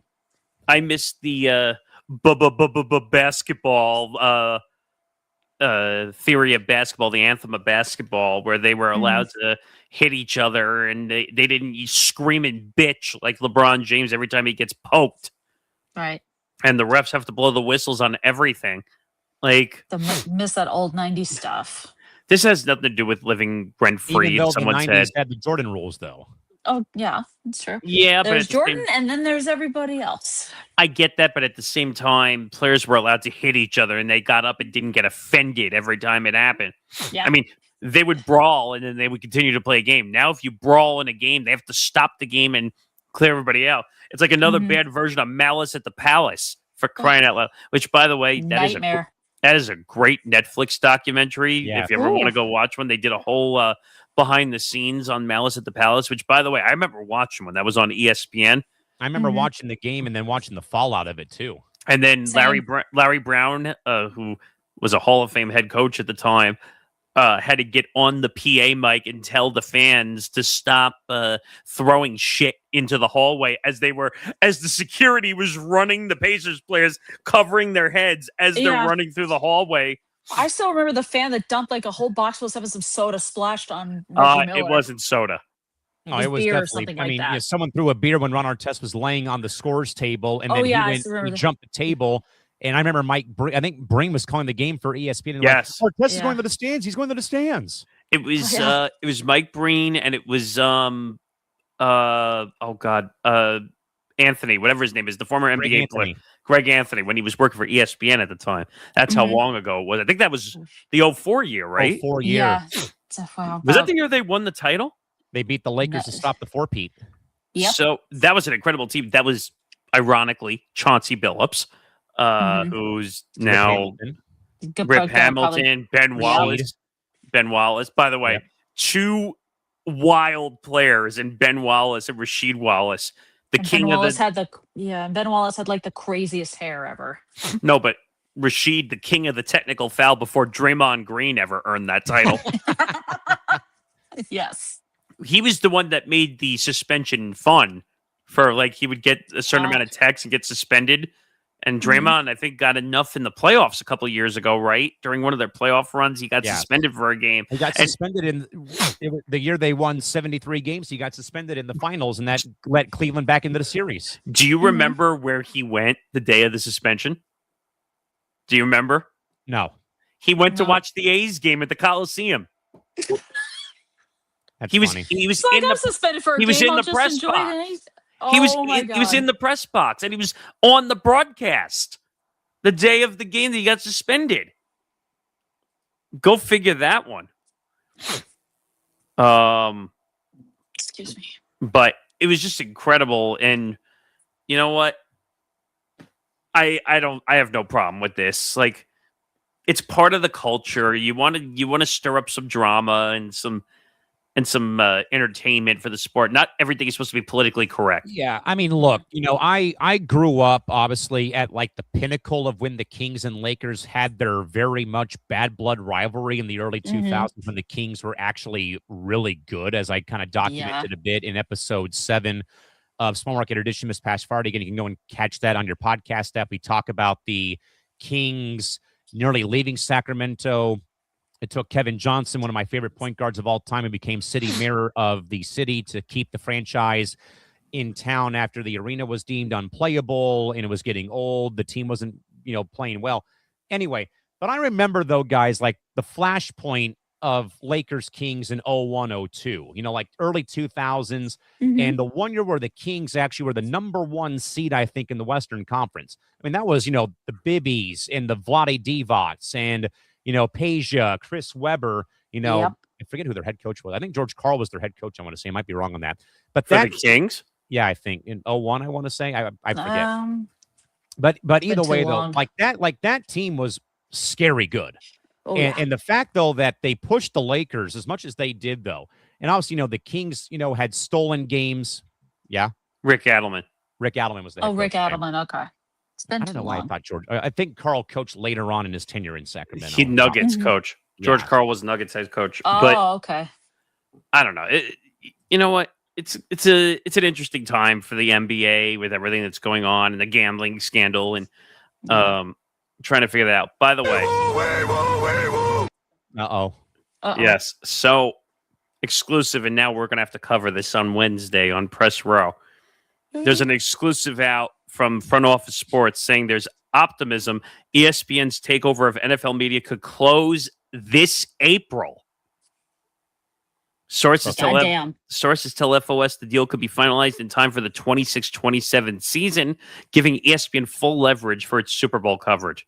God damn it. Wow. I wonder if this will be finalized before the NFL draft.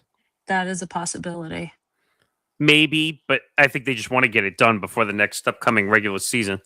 Yeah. Which would be insane if...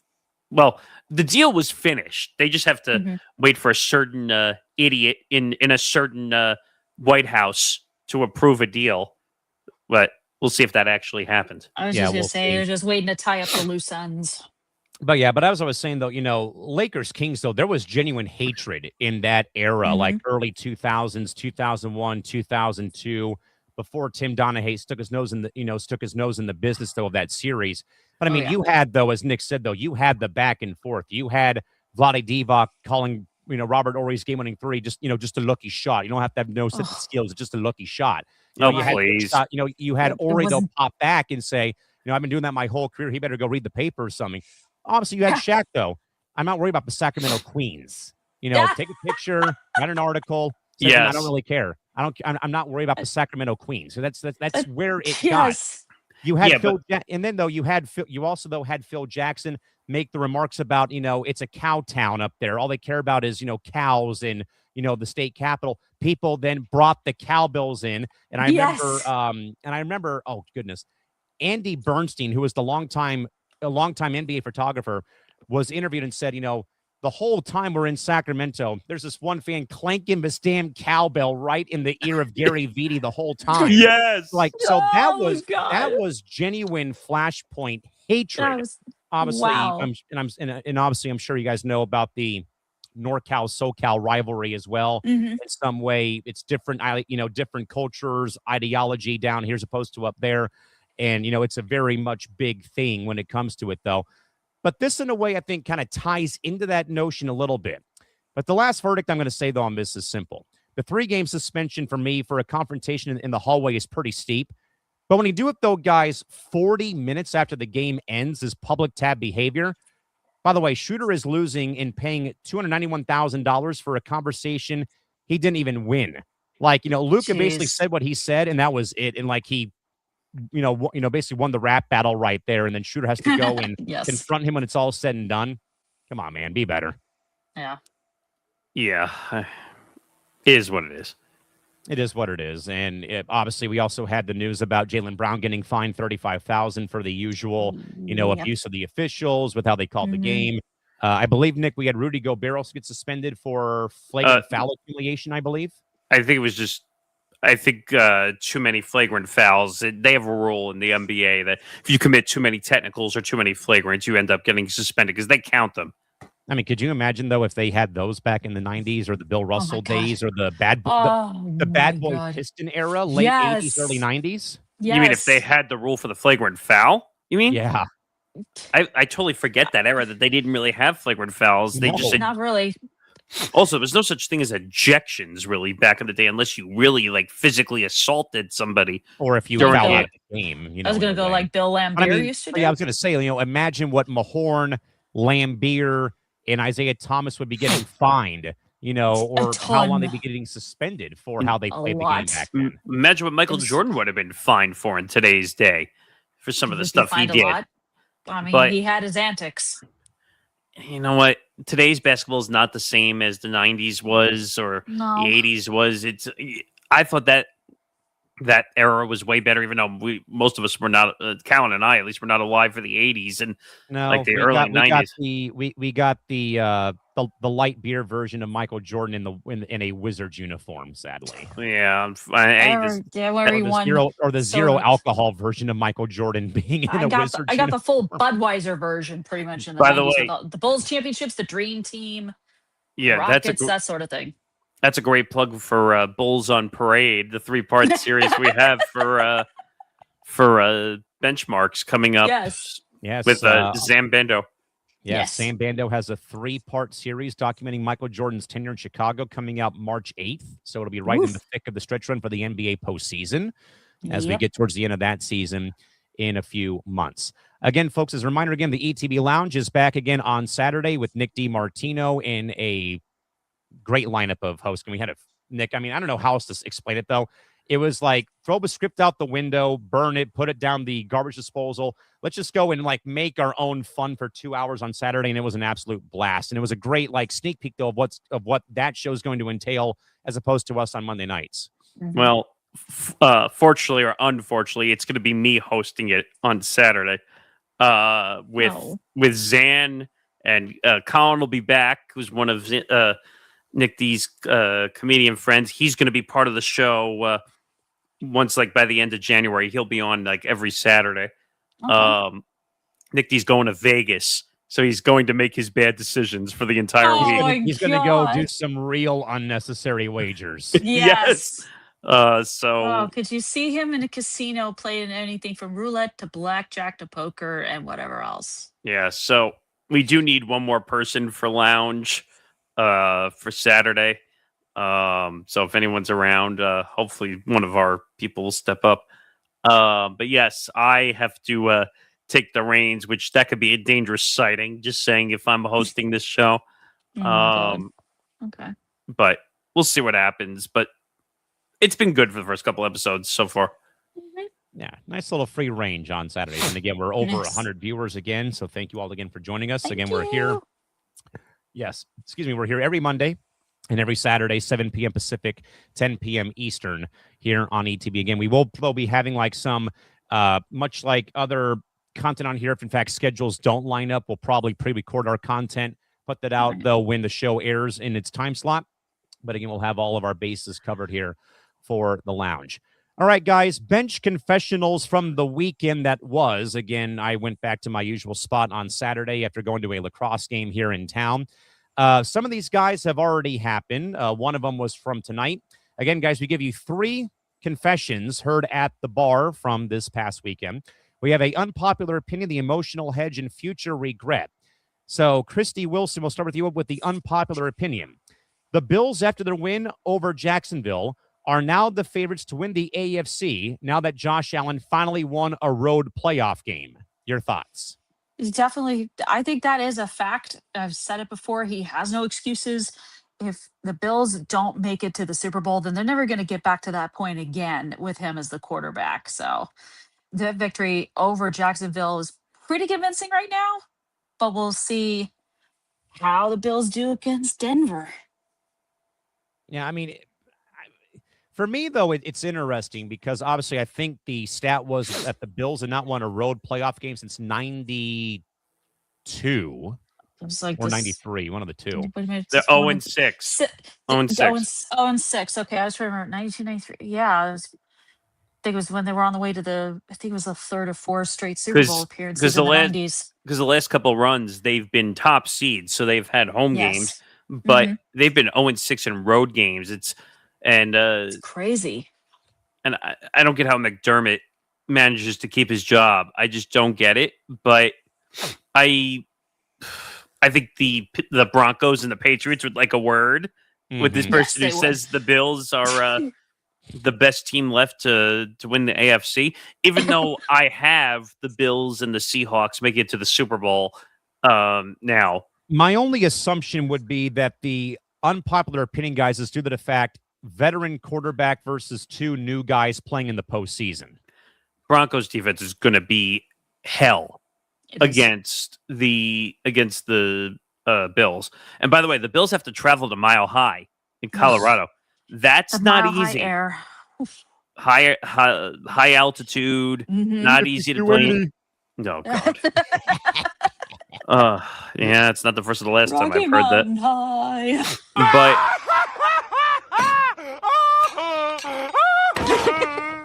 hey, you're going to start paying the rent Thank you, for this. Patrick Starr. You're going to start paying the rent for this place if you keep busting in the walls like that. But Oh, yeah.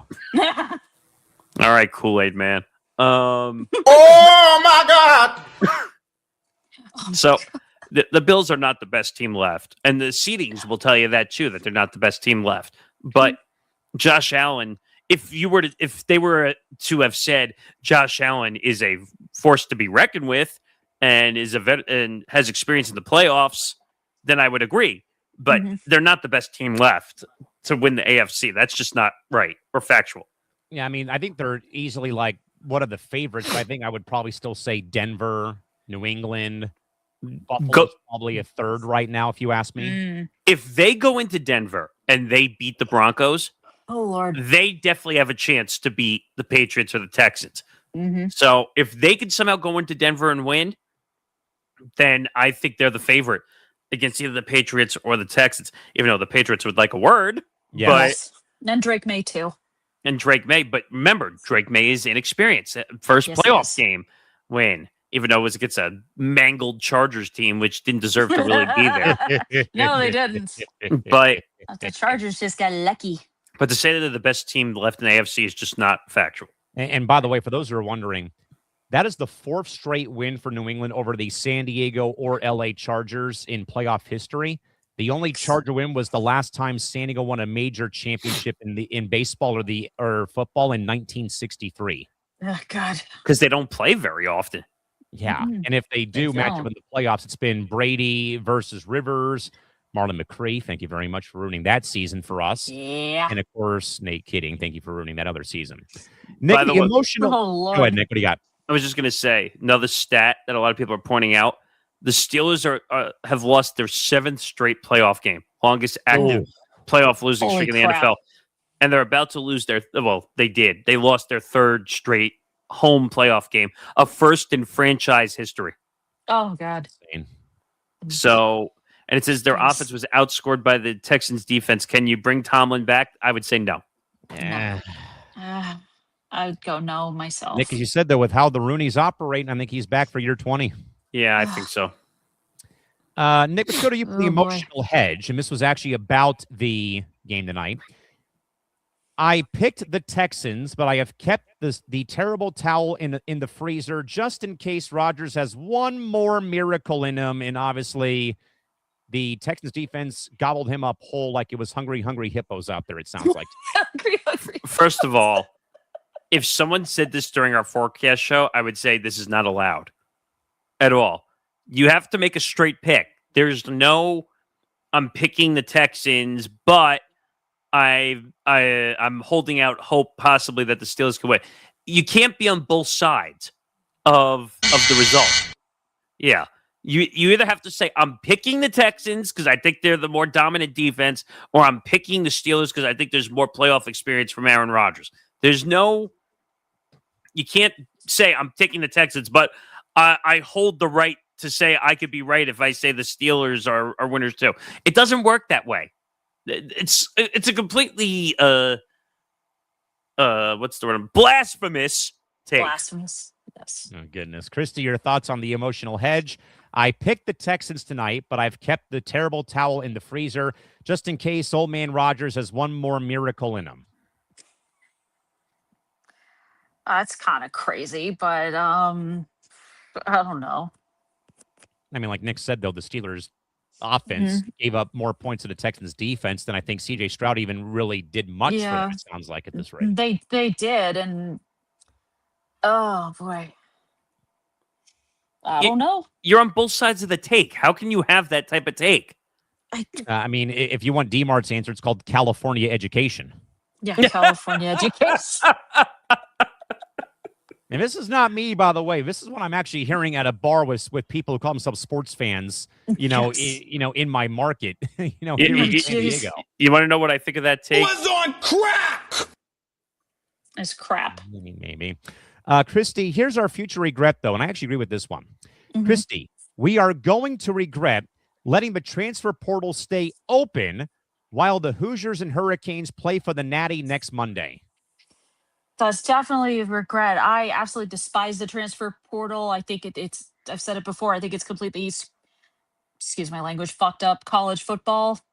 And the fact that it's going to stay open while this national title game is going on, I think it's bullshit.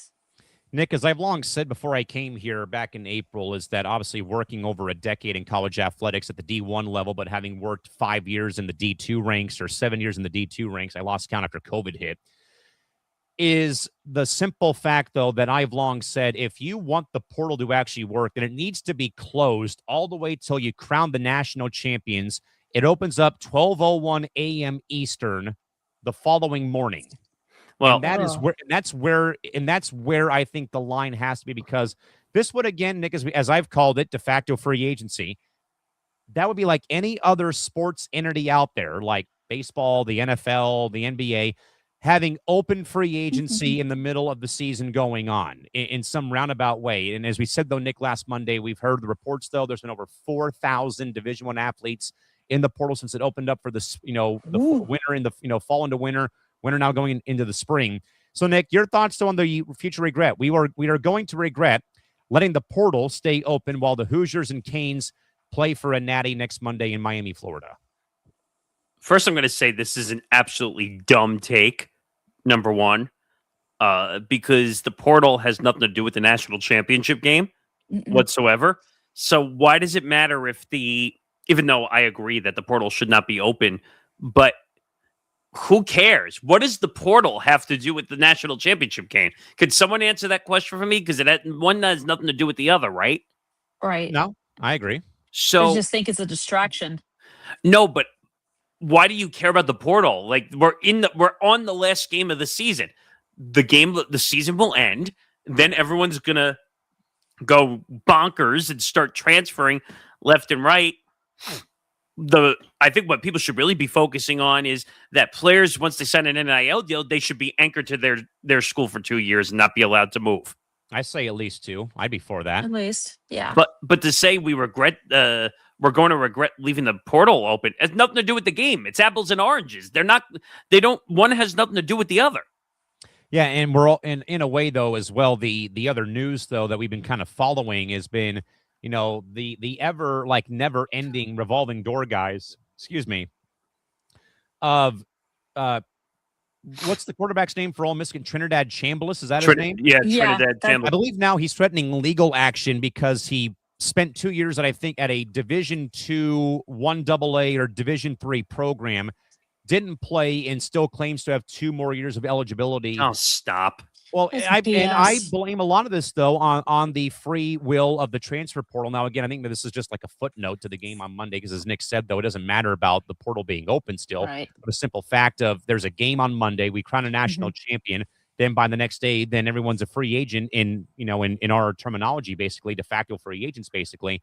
But, at the end of the day, though, guys, there's going to have to be, something will have to come to a head, though, where the portal needs to be addressed. I know that D-Mart has said his piece, though, about the calendar's wrong. We've heard that from Saban and Pat McAfee about mainly about Nick Saban, about the calendar kind of being out of place, though, for certain sports, though. I mean, at the end of the day, though, the portal is never going to go away. It's always going to be open whenever there's a national title on the line, though. But I don't think it's going to take away from the fact that the game's going to be great. Yeah, who cares? Yeah, exactly. It doesn't make any sense. Now, you want to say, because you and I, Callan, have had this conversation about March Madness and how ranked teams in the tournament, we're still making moves. If you're still in the tournament, you should be banned from making moves until you are eliminated from the tournament. Great idea. And I look back, Nick, at Michigan last year, who I think had 2 guys transfer out or enter the portal while they're playing the Sweet 16. In a way, how dare you do that?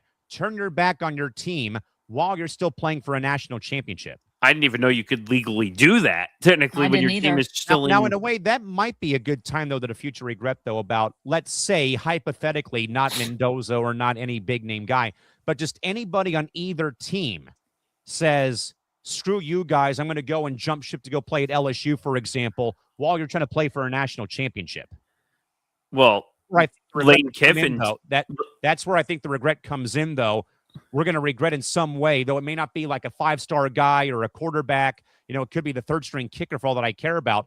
But any guy on that roster, Miami or Indiana, says, hey, I'm going to be taking my talents to LSU to play for Coach Kiffin while you're trying to play for a natty?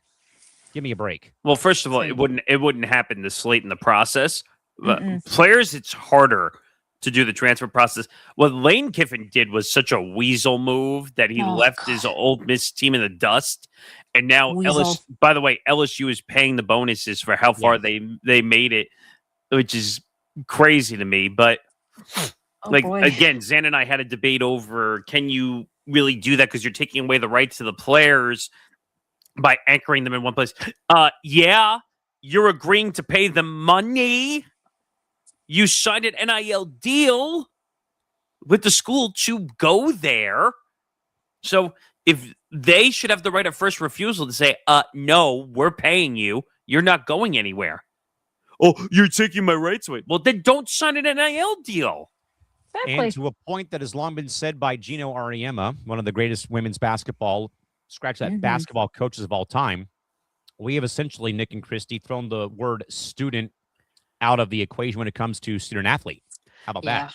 You've basically become a professional athlete way earlier than some people are supposed to. Because remember, the college ranks are supposed to be the experience you gain to make it to the professional levels at some way, shape, or form.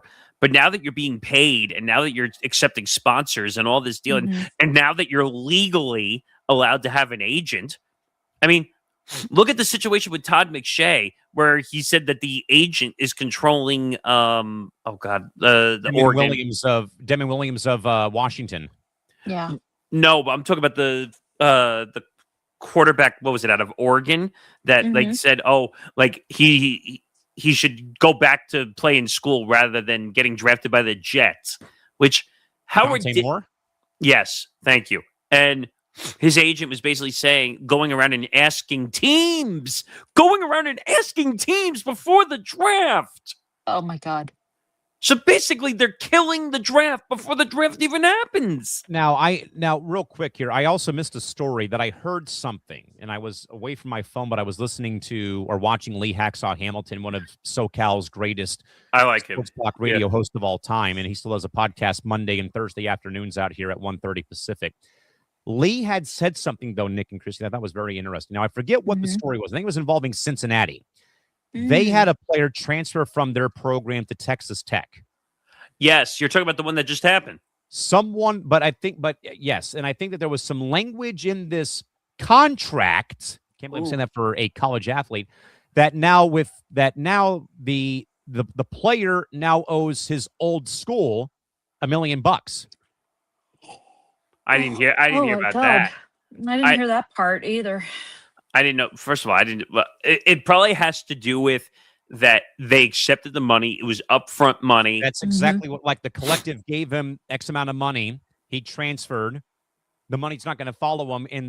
And Cincinnati basically said, you now have to pay us back this $1 million for your buyout of your deal. Yikes. I'm looking that up because I just want to make sure if that's a real thing. I did hear about it. The player involved in this former University of Cincinnati, it was quarterback Brandon Sorsby, who transferred to Texas Tech and owes $1 million to the University of Cincinnati due to a buyout clause.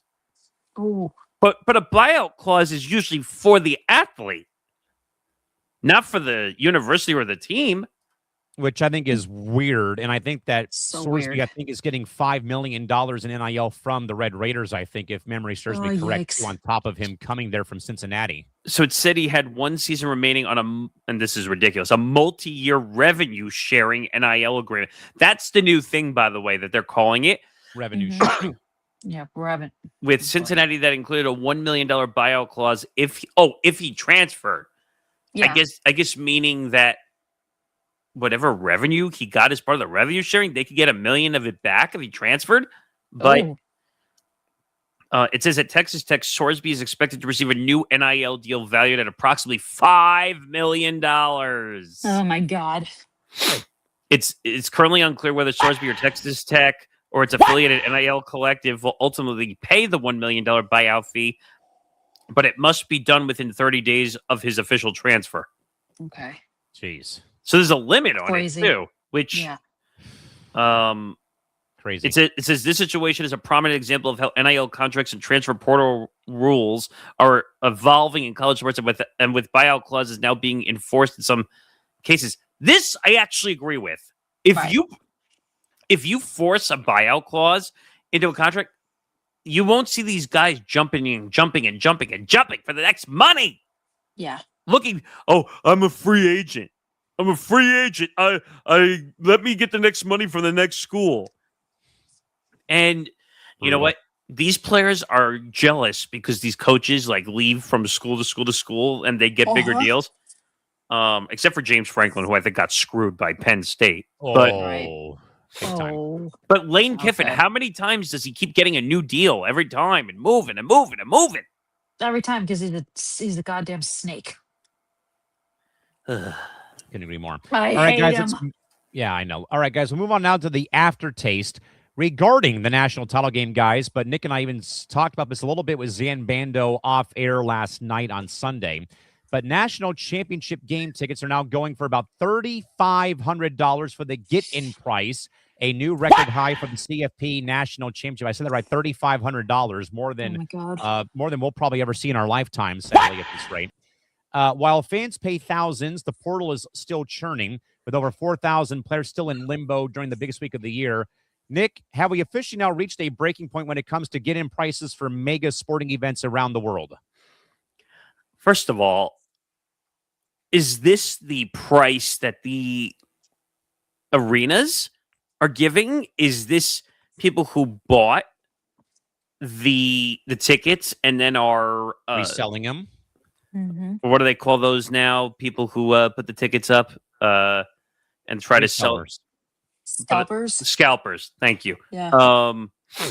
Which, by the way, if you saw the story about the Seahawks, which I brought up on Saturday, where they're basically geolocating their tickets, meaning that if you try to sell them to somebody else, you lose an opportunity to be a season ticket holder next year. Ooh. That'll cut it out very quickly. Yeah. But they're never going to do that in college football because there's too many fans that come from all over the country to watch these games. But $3,500 just for a get-in price? Come on, man. I'm going to sit in front of my 65, 70-inch TV down in my den.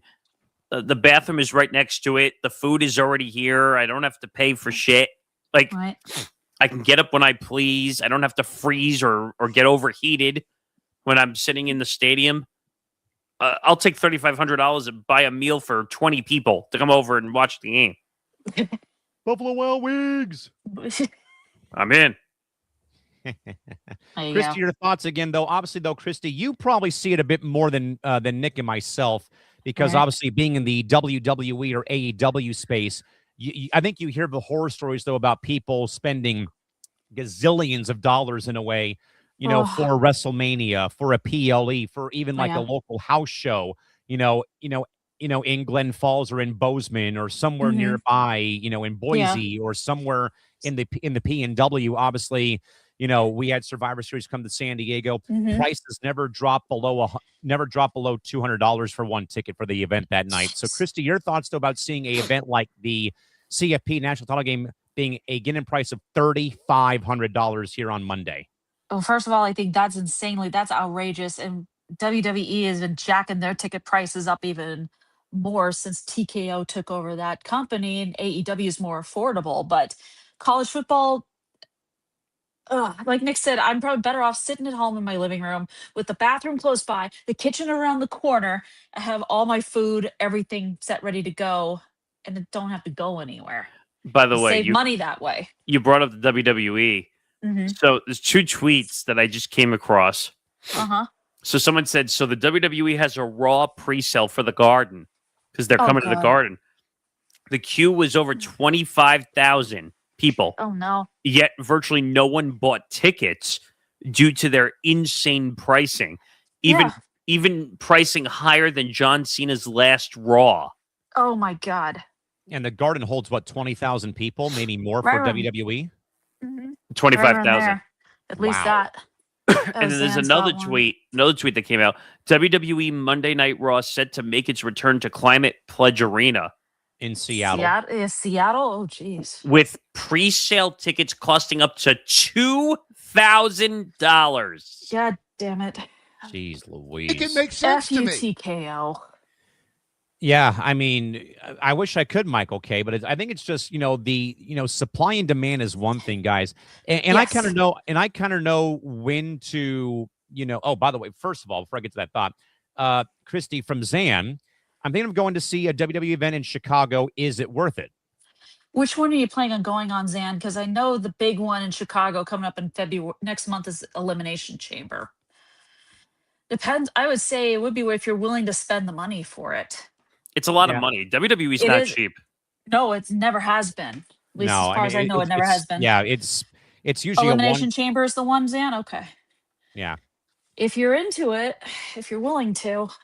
Yeah, that'll be, Zan, a PLE that will be on pay-per-view, essentially, in a way. Yeah, it's one of the events that is the road to WrestleMania. Yeah, and I mean, I've been numerous times to TV events in San Diego, a bunch of house shows. I went to one pay-per-view though. And Christy probably remembers the 2008 Extreme Rules pay-per-view came to San Diego, where all the matches were, with Extreme Rules. We had a false count anywhere match end in the players' parking lot of the arena where Jeff Hardy jumped off an 18-wheeler to give a swanton bomb to Umaga. God bless his soul. God, but I mean, that was back.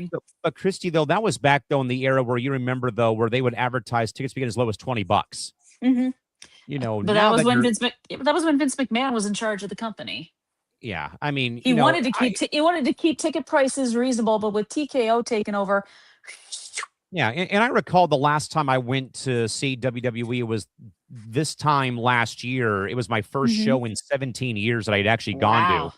I mean, I'd gone to like the local like underground wrestling promos. I know some, know a few guys who run promotions to support the product though. That's, and I love that because it's like it's $20, bring your own booze. All the talent is there. They're not in character. They they're selling their merch. They're making ends meet. They're taking photos. They're being, they mingle with the fan base and stuff of that nature. But I remember though, when we went though for SmackDown last year, which by the way, it was Bayley and Tiffany Stratton main eventing, which was so cool to see the women get that big stage though, at Pechanga Arena. But I mean, that was an all day event though. I mean, we got there like 9 a.m. to try to meet talent. We met Charles Robinson. We met Meechin. We saw Tiffany Stratton and Nia Jax and, all the, talent come in. Some of them would sign, some didn't sign because they were, to Nick's pet peeve, staying in character the whole damn time, not engaging with the fan base. But I remember though, like how fun they are though, when you actually go live and you experience it though. Yeah. But I mean, for the prices though, it's just, it's insane. Outrageous. I remember doing some when WWE had the Thunderdome. It was I was on a few of those and, it was a lot of fun. You get encouraged to bring the energy and everything like that. But these ticket prices just. Yeah, I mean, they're here national championship game and get $3,500. I'm like, what? Yeah, I mean, they're driving people away, and just before we get to our last segments here again, we're going to go over the 2-hour cliff here. I know when, like, I kind of know when to go watch the Padres play at home. When to watch watch the Wave or SDFC play at home. Like, okay, look, I'm not going to go watch the Dodgers because I don't want to get involved with fights with the Dodger fan base. Oh, God, no. I might make the exception, though, when Nick and the Yankees come out here in September. Like, that doesn't happen very often. But like, I know, like, when to pick my spots. Like, I don't go opening day usually. I don't go to, like, game 2 because, prices are out of control. For soccer matches, I will not go and see them play LA at home. Went to LA for the first game last year, but the rash of violence that broke out during those 2 games in San Diego last season. It's like, you in a way, you may not go see like the big draw teams play, but you still though can go and watch them. I mean, Super Bowl tickets are one thing, World Series tickets are one thing, and the ever changing ecosystem has just been beyond insane. I think that Nick's right though. I would be more inclined just to watch it at home and DoorDash food, DoorDash some beer and crash on the couch and watch the game that way. Pop a frozen pizza in the oven or some chicken tenders in your air fryer. Yeah, I mean it's much easier just to make the nachos like the Super Bowl. Like we usually set it all up and my dad cooks everything, so it's like it's nice. And then we bring in. That's the one time I will actually drink for the day during the Super Bowl. I go drink on the holidays, though. You said no. I'm saying I'll actually drink like hard ciders or actual beer. Okay. But it's much easier just to do it in the comfort of your own house. Like I told Callan many times, you really think I want to make the trip to MetLife?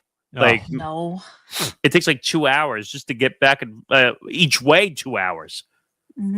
Forget it. It's like not worth it. And my team stinks. So you really think I'm going to make the trip for a Jets team that I know I'm going to sit and watch them lose anyway? Yeah. I mean, that was me with the Padres for a long time, for like the last 5 years. SDFC having a Cinderella run to the conference final, and watching them play at Snapdragon, the Wave playing at Snapdragon.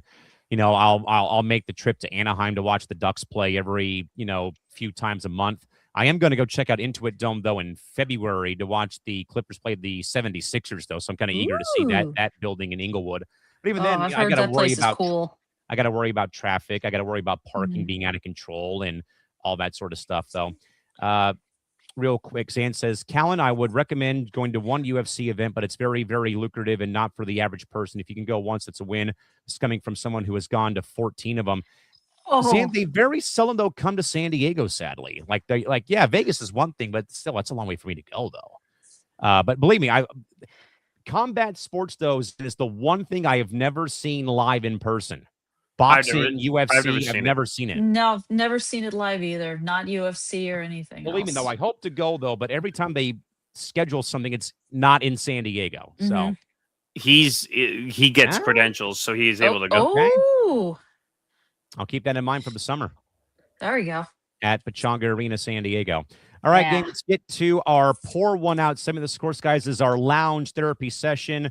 We've got 3 members or 2 people and we'll make that 3 people and 1 team who need to have a drink poured out for them after a very tough weekend. Nick Morgeson, please pour one out for a fellow Nick named Sirianni. The seat appears to be getting a little bit hotter in wake of that loss over the weekend. He might need a drink with triple the stiffness because of the way his team performed against the 49ers. I mean, they were winning that game, and the Niners somehow won with Kittle basically tearing his Achilles in 3 places. I mean, that guy can stay healthy if he tried. But if you're gonna fight your star wide receiver on the sideline, and Big Dom's got to get in the way to break it up, I mean, you might need a couple of drinks because you can't keep you go from being a Super Bowl winner to a complete joke, getting eliminated in the wild card round. Yeah, he might need a few stiff ones to get over this. Christy Wilson, please pour one out for Mr. Sirianni. Yeah, I think that hot seat's going to get hotter. He's going to need one with quadruple the stiffness, pretty much. Yeah, he's not going to get fired. Show. He's not going to get fired, but he needs a really insanely stiff drink. I think so at this rate, sadly. Christy Wilson, please pour one out for the Green Bay Packers blowing a 3-touchdown lead at Soldier Field against the Bears. They're all going to need insanely stiff drinks because of blowing that lead. I mean, all of them.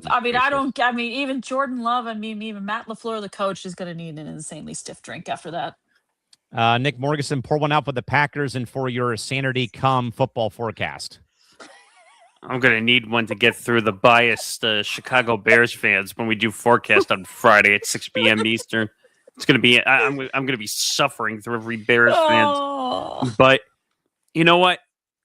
Again, and I'll say this for the millionth time, I'm going to specifically pour one out for the Packers. I think LaFleur should be fired for allowing 25 points in the 4th quarter and allowing a record comeback for Chicago Bears in a playoff game.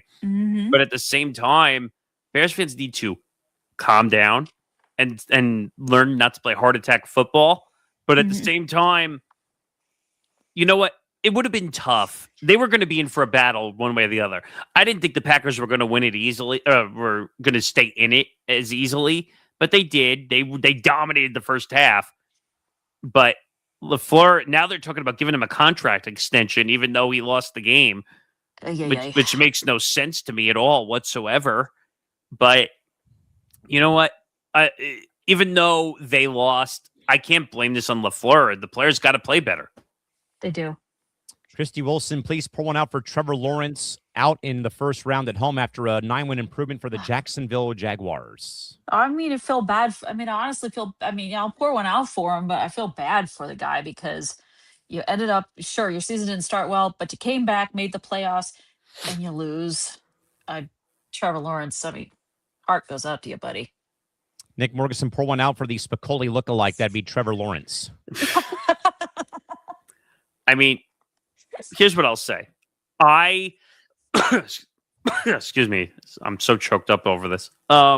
Trevor Lawrence, a lot of people said he was very overpaid, wasn't the best quarterback out of college. Finally found the right kind of mix with him and Mr. Duval, Liam Cohen. Yes.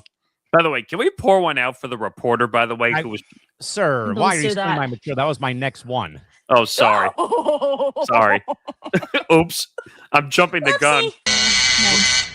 My bad. But I was just trying to compare the two because, I think we should pour one out for her because she was trying to bring some positivity to the game, and freaking social media like blew it up into a frenzy for no reason. Oh my God. But So with that, Morgeson, please pour one out for Jacksonville Free Press associate editor Lynn Jones-Turpin for her post-game quote to Liam Cohen. I don't have a single problem with what she did. I think that a lot of times we're the rah, we got to attack you for losing a game and doing all this stuff. Like, stop. Like, she was trying to bring a little positivity, and the media overreacted. Oh, it's not a football question. It's not a football question. Oh, shut the fuck up. Stop it. Like, we're allowed to. These guys are human. Remember that. They're human. Like, so they're going to be angry or they're going to be in a good mood or not. Just let it go. Like Frozen. Just let it go. Christy, please pour one out for Miss Lynn Jones-Turpin, who, again, used her 18 seconds of fame to give some positivity after a heartbreaking loss for a team that I'm pretty damn sure nobody down there believed in except for Liam Cohen and that team. Exactly. And look, I agree with Nick. She was just trying to, be positive, give Liam Cohen some encouragement and the team some encouragement. For her to face a media backlash like that is ridiculous.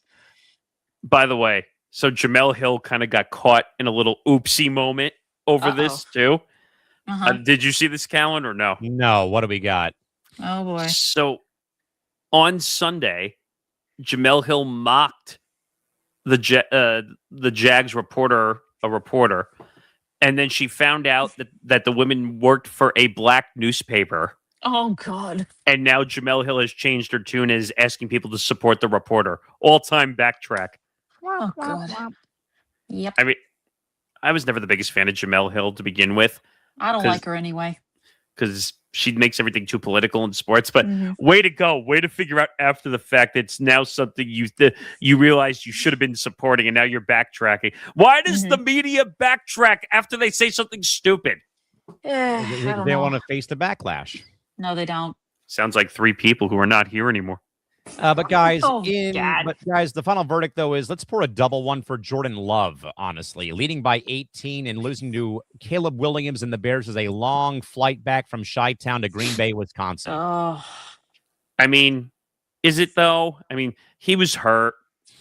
They had to fight through all the injuries. They traded for Micah Parsons, who had a season-ending injury. Is the game different? I don't know. If he's healthy, maybe that. But again, what's that dumb saying? A fallacy of a predetermined outcome, because you don't know what. That's one of my favorite sayings, by the way. But I don't know. Jordan Love gets paid a lot of money. Trevor Lawrence gets paid a lot of money. All these guys get paid a lot of money. So when they don't win, the fan bases are going to kill them to death and say, well, you didn't win and we should trade you and you suck, you jackass. It's just like, whoa. It's just like, well, no, that's a fan base for you. That like is. When your quarterback gets paid $50+ million, you expect them to win every year. You don't want to pay those exorbitant ticket prices. Yeah, those what do they call them? PSLs? Personal seat licenses. Yes. Oh, God. For season ticket holders, they have to pay like $10,000 just to pay for the right to keep their season tickets. Brother. Yeah, that's outrageous. It very much is. I definitely think so as well. Well, guys, before we close up shop for the night, I want to take a second to look back at the wreckage of this weekend. We have seen the Bears find a king in Caleb Williams. We have seen the Eagles enter a full-blown identity crisis, and we've seen the Chargers. Well, we've seen the Chargers continue to be the most expensive disappointment in my whole state of California. But as I look around the room again, I'm reminded of why we're here again at ETB. For a long time, these supposed experts on other platforms told me that my voice didn't carry enough weight, and I spent years watching people run shows into the ground, and people who were more interested in hearing themselves talk than actually watching the game. I've sat through who knows how many fangirl interviews and listened to lead hosts who couldn't tell a zone defense from a zone entry, and I've heard all the small market jabs from people who were way too busy looking at their own shadows to notice that the world was passing them by. But in our lounge, we don't do that here. We don't care about the ego. We care about the effort, whether it's Alex Bregman moving to the north side of Chicago for $175 million, or a hallway brawl in LA that cost Dennis Schroeder a house payment, We talk about it because it matters to the person sitting at the bar. I'd like to once again thank Christy Wilson and Nick Morgeson for keeping the tab running tonight. And as a reminder, if you enjoyed the chaos from tonight, you can join Mr. Morgeson on Saturday, pinch hitting for Nick DiMartino behind the very bar on Saturday night. Nick will try his best to serve up the comedy-centric sports talk, and if we're lucky, maybe Morgeson can finally explain to me why anyone still wears a powder blue Charger jersey in Los Angeles, California on Saturday. We'll see how he does. I will never understand that. But, guys, the scoreboards are off. The teams are empty. But in here, again, the lights stay on. The check is on the house. And with that in mind, guys, the ETB Lounge is officially closed until Saturday. So please pay your tabs for your waitresses. We'll see you back here, folks, on Saturday with Nick Morgeson in the bartender's chair for Saturday night's program back here at 7 p.m. Pacific, 10 p.m. Eastern. For Nick Morgeson, Christy Wilson, Callan McClurg saying good night here from SoCal. The check's on the house, gang. Get home safe. We'll see you next time. Until then, the ETB Lounge will be back on Saturday. Until next time, have a great night. Bye-bye. Good night. Have a good night, everybody.